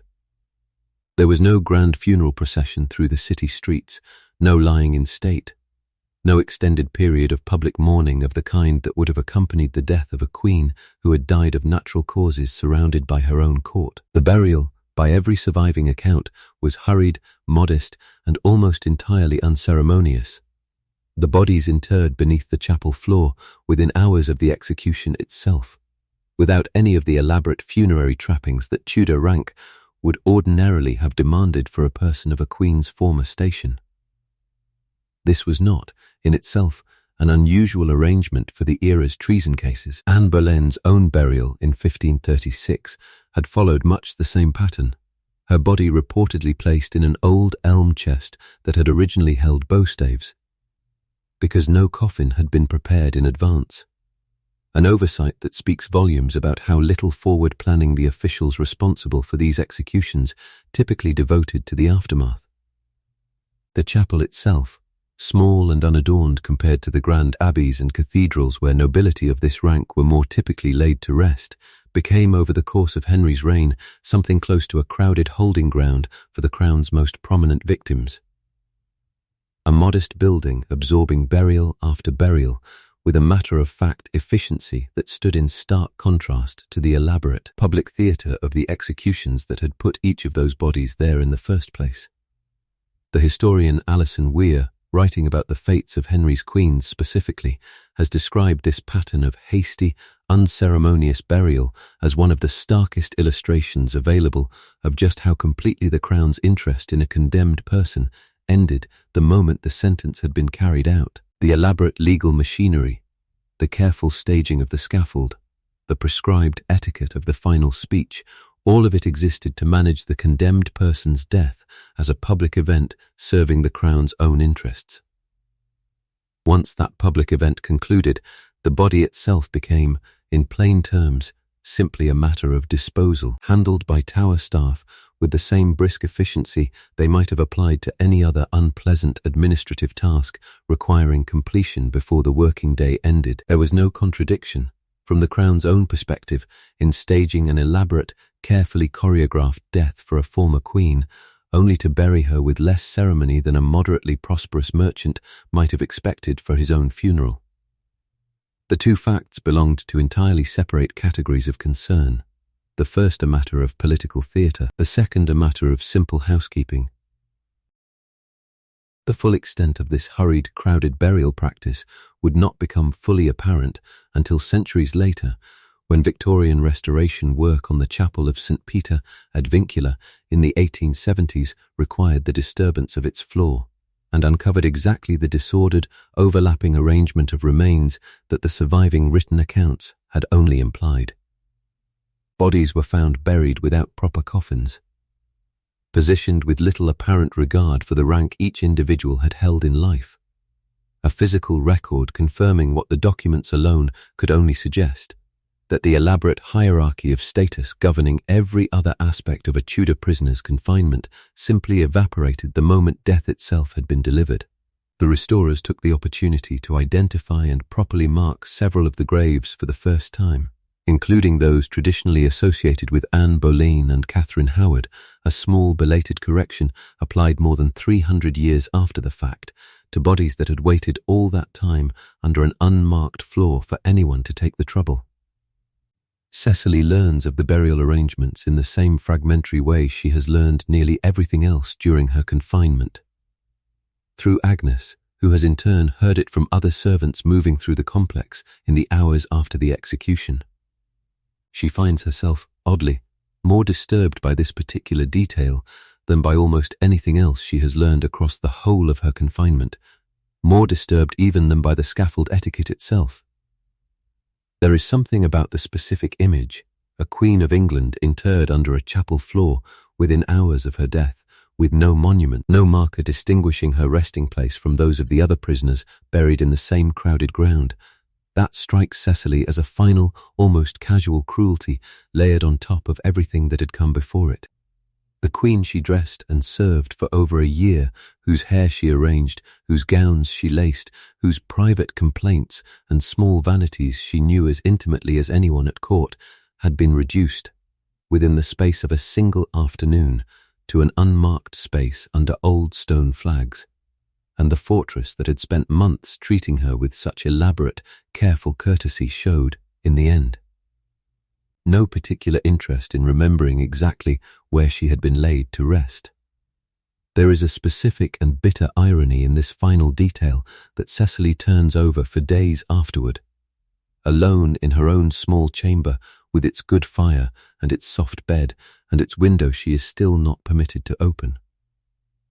The entire system she has spent 3 months learning to navigate, the comfortable lodging, the careful billing, the polite interrogators, the prescribed scaffold speech, the sawdust laid down in advance, every single piece of it had been engineered, in one way or another, around the maintenance of appearances, around the Crown's evident need to be seen doing things correctly, with dignity, with due process, with proper ceremony. And then, at the very last step, once the watching crowd had dispersed and there was no longer any audience left to perform for, all of that elaborate care simply stopped, replaced by the plainest, quickest, least ceremonious disposal the Tower's staff could manage before turning their attention to whatever task came next on that day's list. The performance, it turned out, had never actually been for the prisoner's benefit at all.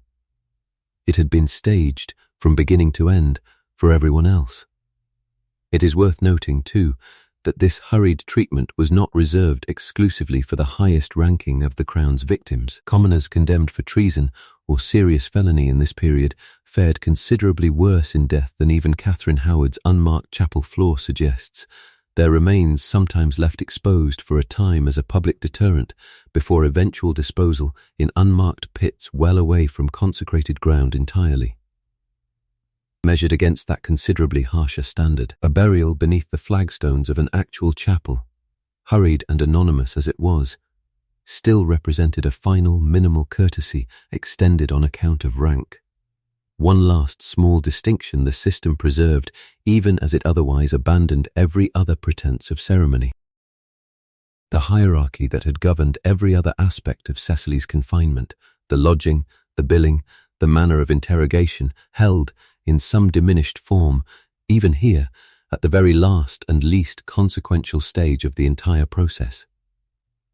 Cecily does not attend the burial and would not have been permitted to even if she had asked. She marks the day instead in the only way still available to her, sitting with her hands folded, saying the private prayers she has said every day since arriving at the tower, for a queen she will not be allowed to properly mourn.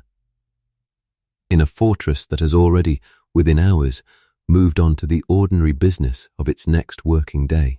Given everything this story has described so far, you would be forgiven for assuming that anyone drawn into a scandal of this magnitude, close enough to a condemned queen to be imprisoned and interrogated for months on end, must have emerged from the experience permanently ruined, cast out from court life entirely, marked forever as tainted by association. The actual record of what happened to the wider circle of women questioned alongside Catherine Howard tells a considerably more complicated story, one that reveals something important about exactly how selectively the Tudor state chose to apply its most severe punishments, and how much cold calculation sat behind decisions that could otherwise look, from a distance, like simple mercy. Of the gentlewomen questioned during the investigation into the Queen's conduct, the documentary record shows that the great majority were eventually released without formal charge, some after weeks of questioning, others after several months, once officials had satisfied themselves that these women possessed no direct guilty knowledge of the specific acts that had brought down the Queen herself. Catherine Tilney and Margaret Morton, two of the women who had served Catherine Howard both before and after her marriage, and who had been questioned closely about nighttime visits at Lambeth years earlier, were ultimately released, their testimony used to help build the case against others, rather than becoming, themselves, the basis for a capital charge. This pattern, repeated across several of the women swept into the investigation, reflects a Crown that understood the real limits of its own severity even at its most ruthless. Executing every person with even peripheral knowledge of the Queen's earlier conduct would have meant executing a substantial portion of her entire former household, a scale of bloodshed that offered the Crown little additional benefit and considerable additional risk, stirring exactly the kind of unease among the wider nobility that even Henry's advisers, hardened as they were to this particular business, generally preferred to avoid when it could reasonably be helped. Joan Bulmer and Alice Restwold, two further women connected to the Queen's household during her years before marriage, were likewise questioned at length and eventually released, their testimony absorbed into the wider case without either of them facing formal charges of her own. Their names survive today almost exclusively within the pages of the interrogation depositions themselves. Brief, functional entries recording what each woman had seen or heard years earlier, with nothing further beyond that. No trial record, no sentence, no epilogue of any kind, because the Crown's interest in each of them ended the moment their testimony had served its purpose. Malin Tilney, another of the household women questioned closely during those same weeks, appears in the surviving records with a similar brevity, her testimony recorded, weighed, then set quietly aside once the officials conducting the investigation had extracted whatever use it offered toward building the larger case against the Queen and the men closest to her. It is a peculiar kind of historical erasure these women present at every stage of a scandal that reshaped a royal household and ended multiple lives, then simply absent from the record thereafter, their subsequent years unremarked upon because nothing remarkable, by the standards the era chose to preserve, ever happened to them again. Release itself, however, was rarely a simple matter of a door being unlocked and a person walking free. It came, typically, with its own final set of transactions and conditions, a fitting enough conclusion to a confinement that had been governed by transaction and condition from its very first day. A departing prisoner was expected to settle any outstanding account for her lodging, food and fuel before she was permitted to leave. Precisely the same billing arrangement that had shadowed her entire confinement now presented, in full, as a final obstacle standing between her and the water stairs. Many prisoners were also required to provide sureties, financial bonds pledged by family members or connections willing to guarantee the released prisoner's future good conduct, a legal mechanism that extended the Crown's ongoing control over a person's behavior well beyond the physical walls of the tower itself. Freedom, in other words, remained conditional in ways that a modern understanding of release from custody would find distinctly strange. A person walking out through the same gate she had entered months earlier, but carrying with her an unresolved debt, a bond signed by someone else on her behalf, and an unspoken understanding that her conduct would continue to be watched, informally but persistently, for a considerable time to come.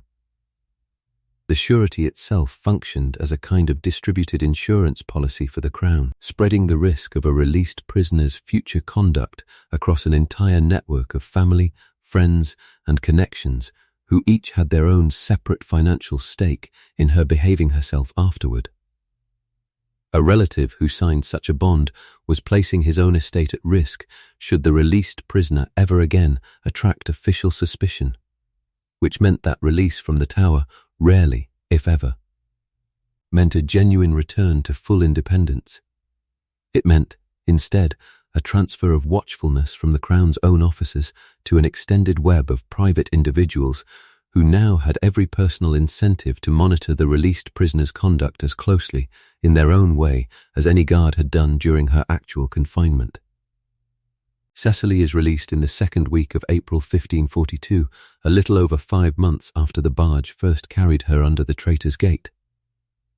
The final interrogation session, conducted by the same patient official who has questioned her multiple times across those 5 months, concludes with a simple statement rather than any dramatic declaration of innocence.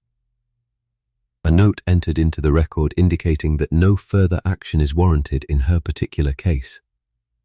Her steward in Sussex has already settled her final account with the lieutenant's household, a sum that has quietly consumed a meaningful portion of her modest jointure, and a distant cousin has stood surety for her future conduct, a formality Cecily signs without fully understanding. In that moment, everything it might eventually be used to compel from her. She walks down the same water stairs she was carried up 5 months earlier, wearing the same dark wool gown, now noticeably looser at the waist than it had been in November, and steps into a barge that will carry her back out through the same low stone archway, back into a London she has not seen or heard any reliable news of in nearly half a year. She does not return to court. This too is a common enough outcome for women in her particular circumstance. Not a formal banishment, nothing so dramatic or so official as that, but a quiet, mutual understanding, shared by Cecily and by the court itself, that her particular association with the disgraced Queen's household makes her continued presence there awkward for everyone concerned. She returns instead to her family's modest holding in Sussex, where she will live out the remainder of her days at a considerable remove from the world she spent over a year learning to navigate with such careful, exhausting correctness. The journey itself takes the better part of 3 days by road, and she spends much of it in silence, watching a landscape she has not seen in 5 months slide past the window of a borrowed carriage. Fields being turned for spring planting, hedgerows just beginning to show new growth. An entire ordinary agricultural world that has continued on exactly as it always has, entirely indifferent to everything she has just lived through inside a single-walled fortress a few days' journey away. She marries again, eventually, a widower with land bordering her own family's, and she raises children who will grow up knowing almost nothing of what their mother actually experienced during those 5 months. Because Cecily, like a great many survivors of this particular ordeal, finds she has very little appetite for describing it in any detail, even decades later, even to the people closest to her. Historians studying the broader fates of the women connected to the Catherine Howard scandal have noted how thoroughly this quieter, less dramatic outcome has been overshadowed in popular memory by the executions themselves. The story that gets told and retold is the story of the Queen and her two condemned lovers. A compact, dramatic narrative with a clear beginning, middle, and end. The considerably larger group of women who were imprisoned, interrogated, frightened for months on end, and then quietly released back into private life without any formal resolution of their guilt or innocence, rarely appear as more than a passing footnote, if they appear at all.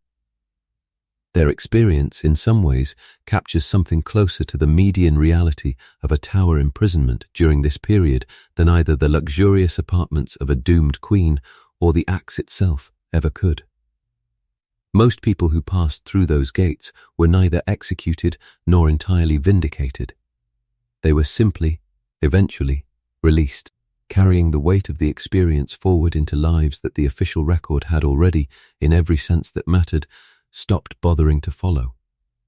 There is something worth noticing in the particular quality of Cecily's relief on the day of her release, a relief that arrives tangled with something closer to grief than to joy. She has survived. She understands, sitting in the barge as it carries her back down the river, that this outcome was never guaranteed, that a different set of circumstances, a different piece of testimony, a different mood in a different official on a different afternoon could easily have delivered her to a considerably darker ending.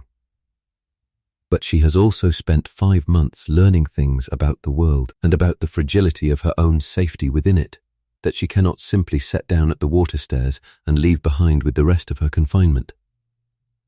She carries all of it home with her, quietly, the way a person carries any experience too large and too strange to fully explain to anyone who was not there beside her to witness it directly. Step back far enough from any single one of these details, the fire laid in advance, the itemized bill for firewood, the patient interrogator with his careful clerk's hand, the prescribed scaffold speech, the sawdust laid down before anyone had died, and a handful of connected patterns begin to emerge. Patterns that say something larger about how this particular period of English history actually worked underneath the version preserved in official portraits and formal proclamations. The first pattern is this. Comfort, inside this system, was never a form of kindness.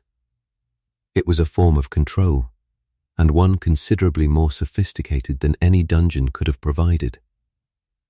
A prisoner given a good fire and a soft bed had nothing visible to resent, no obvious cruelty to focus her fear against, and so that fear turned inward instead, feeding on silence and uncertainty rather than on any specific mistreatment she could name and rage against. The Crown understood, whether through deliberate design or through generations of accumulated institutional habit, that a frightened person left with every material need attended to will often prove more pliable under questioning than a person openly abused. Because the abused person at least knows clearly who her enemy is and where the danger lies. Cecily's own comfortable chamber, with its good fire and its diamond-paned window, did more of the Crown's work in keeping her compliant than any chain ever could have managed, precisely because it gave her nothing external to push against. The second pattern runs directly under the first, and it concerns the particular way this system made its prisoners complicit in their own destruction. Not through any confession extracted by force, but through simple, unavoidable financial transaction. Cecily paid for her own firewood. She paid the wages of the very guards keeping her confined. A queen, in the final accounting of this same logic, was expected to see to it that her own executioner was properly compensated for delivering a clean and merciful stroke. At every stage of this process, the condemned or the suspected were required to participate materially in the machinery being used against them, settling accounts, providing sureties, funding the comfort that kept them docile. This was not simple cruelty for its own sake. It was efficiency, a state extracting the maximum possible value financial and psychological both, from every person unfortunate enough to pass through its gates, and doing so in a manner that left the prisoner herself, in some uncomfortable sense, an active participant in her own confinement rather than merely its passive object. The third pattern concerns fear itself, and how rarely this system actually needed to deliver on its most severe threats in order to achieve its intended effect. The rack existed. Little ease existed. Both were used, but sparingly, and almost never against prisoners of Cecily's own rank and sex. What did the heavier work, hour after hour, day after day, was the simple, sustained atmosphere of their existence, the proximity of the White Tower glimpsed from a window, the half-finished sentence from a guard about someone else's harsher questioning that morning, the accumulated weight of not knowing which fate was actually approaching. A system that must constantly deliver physical violence to maintain control is, in a strange way, a comparatively weak system. The Tower's particular genius, if that word can be applied to something this calculated, lay in how rarely it needed to act at all in order to keep every single person within its walls in a state of permanent, exhausting vigilance. The fourth, and perhaps the most quietly damning pattern, concerns performance, and the specific way this entire apparatus of justice functioned as theatre staged for an audience rather than as any genuine mechanism for determining truth. The trial, where one occurred at all, existed to demonstrate that justice had been done, not to discover whether it actually had been. The scaffold speech existed to reassure the watching crowd that the condemned accepted the rightness of her own death, whatever she privately believed. And then, the very moment that audience dispersed and went home to its own supper, the entire elaborate performance simply stopped, replaced by a burial so hurried and so unceremonious that it might as well have belonged to a different system of values altogether.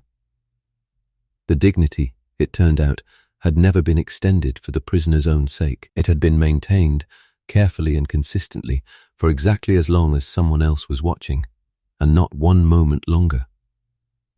Cecily lived inside all four of these patterns simultaneously, for 5 months, without ever having the language to name a single one of them the way a modern observer now can.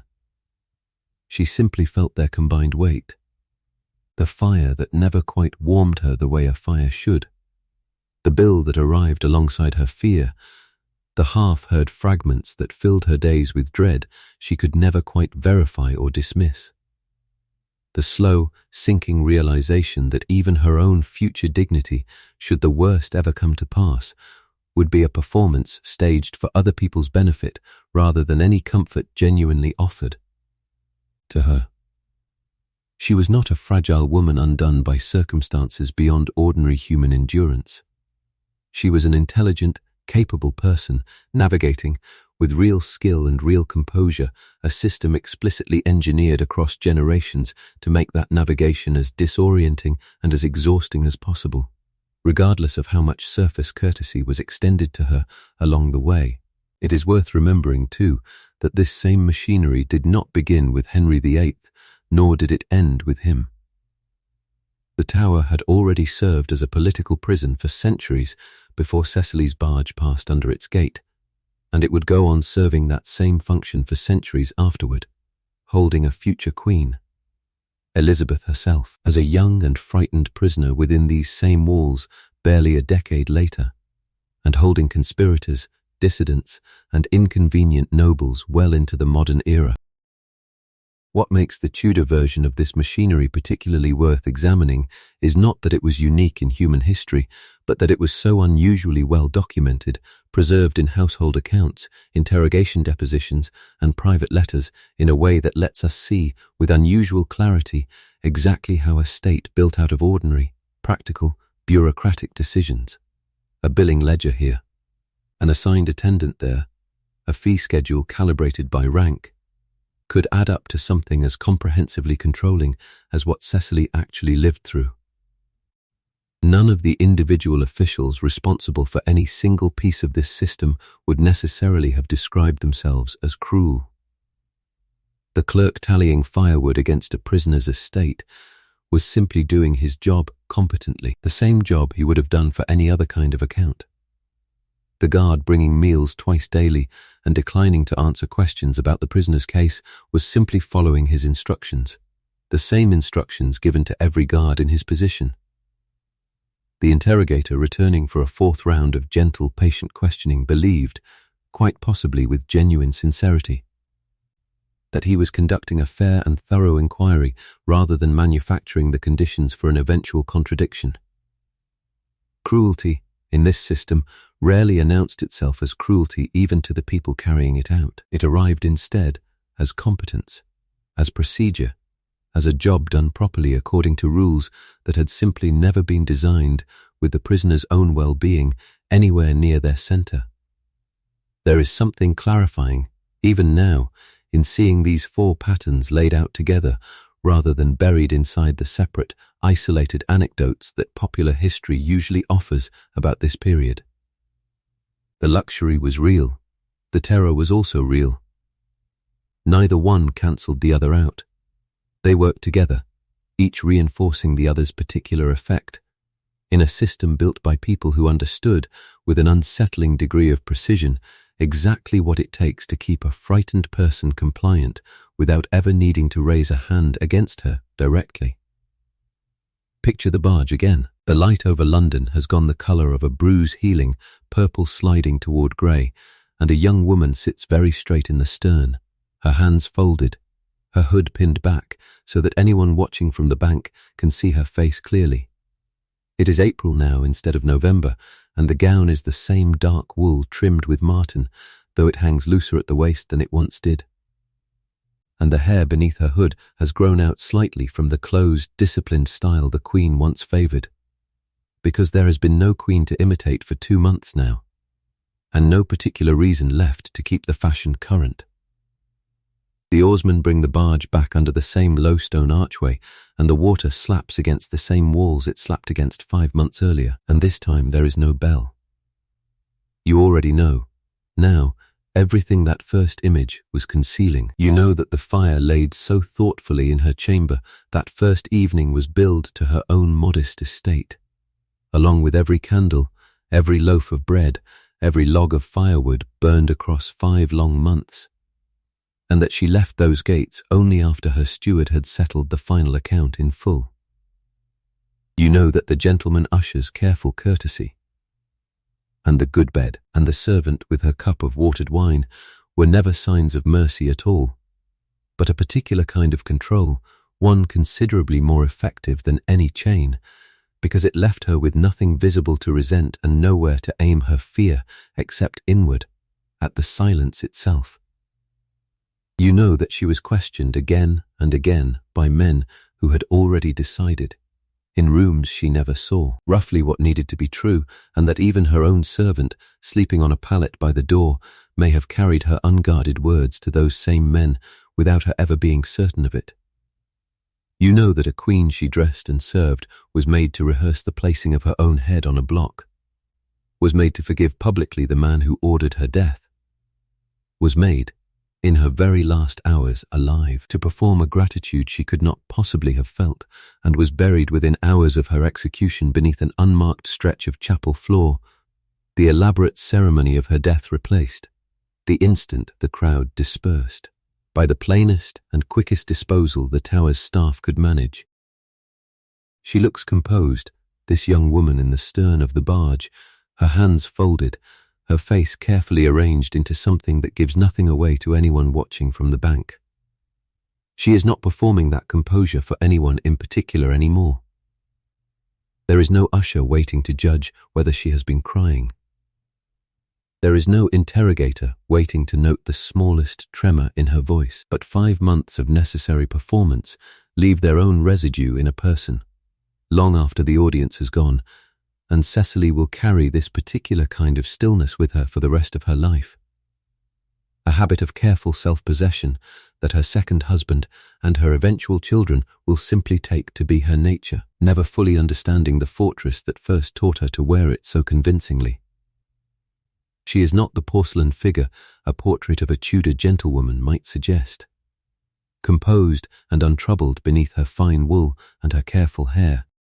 She is a person who spent 5 months learning, in exhausting and specific detail, exactly how much comfort a system can offer while still taking everything that actually matters, and she survived it not because the fear ever stopped, but because she found, somewhere inside herself, a way to keep counting, keep breathing, keep answering carefully chosen questions with carefully chosen words. One long, unbearable day after another, until the day finally arrived when the barge turned the other direction and carried her back out through the same gate that had first swallowed her whole. Think, for a moment, of everyone else who passed through that same gate across those same Tudor decades. The ones this particular hour has named and the far greater number it has not. The gentlewomen whose depositions survive only as brief functional entries. The guards who carried out their instructions without ever having their own names recorded anywhere. The clerks who tallied firewood against a frightened woman's estate without once, so far as the record shows, questioning whether the tallying itself was a form of cruelty. History remembers the Queen. It rarely remembers the fire someone lit for her an hour before she arrived, or the woman 2 floors above who counted window panes to keep herself steady, or the steward in Sussex adding up a final account so that a widow he had never met could walk free of a debt she had never chosen to incur. This hour has tried to remember some small part of that wider, quieter population, not to diminish the Queen's own suffering, which was real and considerable and entirely her own, but to widen the frame enough to hold what actually surrounded her. The whole apparatus of comfort and control operating on dozens of lives at once, most of which left no name behind at all, and she looks magnificent, sitting there in the stern with the bruise-coloured light fading over the water behind her, not despite any of what this hour has described. Right in the middle of it, having lived through every part of it and having come out the other side, still able to sit up straight, still able to fold her hands, still able to let the oarsmen do their work while she watches London come back into view for the first time in 5 months. The comfort was never kindness, the courtesy was never mercy. But she is here regardless, carried home on the same river that once carried her away, and there is something worth holding on to in that alone. A fire that was never meant for her comfort, a bed she paid for herself, a fear that never once stopped being real, and a woman who endured all of it and is, this quiet April evening, simply going home. Somewhere behind her, growing smaller as the oarsman pulls steadily downriver, the tower itself settles back into its ordinary evening routine, guards changing at their posts, a fire being banked for the night in some other prisoner's chamber. A clerk somewhere, closing his ledger on another day's tally of firewood and bread. The fortress does not pause to mark her departure any more than it paused to mark her arrival 5 months earlier. It simply continues as it had continued for centuries before that November afternoon and would continue for centuries afterward, holding whoever the crown next decided to send through its gates, offering the same careful fire, the same soft bed, the same itemized bill to whichever frightened person arrived next to receive them. The candle beside this telling has burned low. The river outside is dark now, and quiet, the way it was quiet on that first afternoon in November, the way it is quiet again tonight. Sleep well.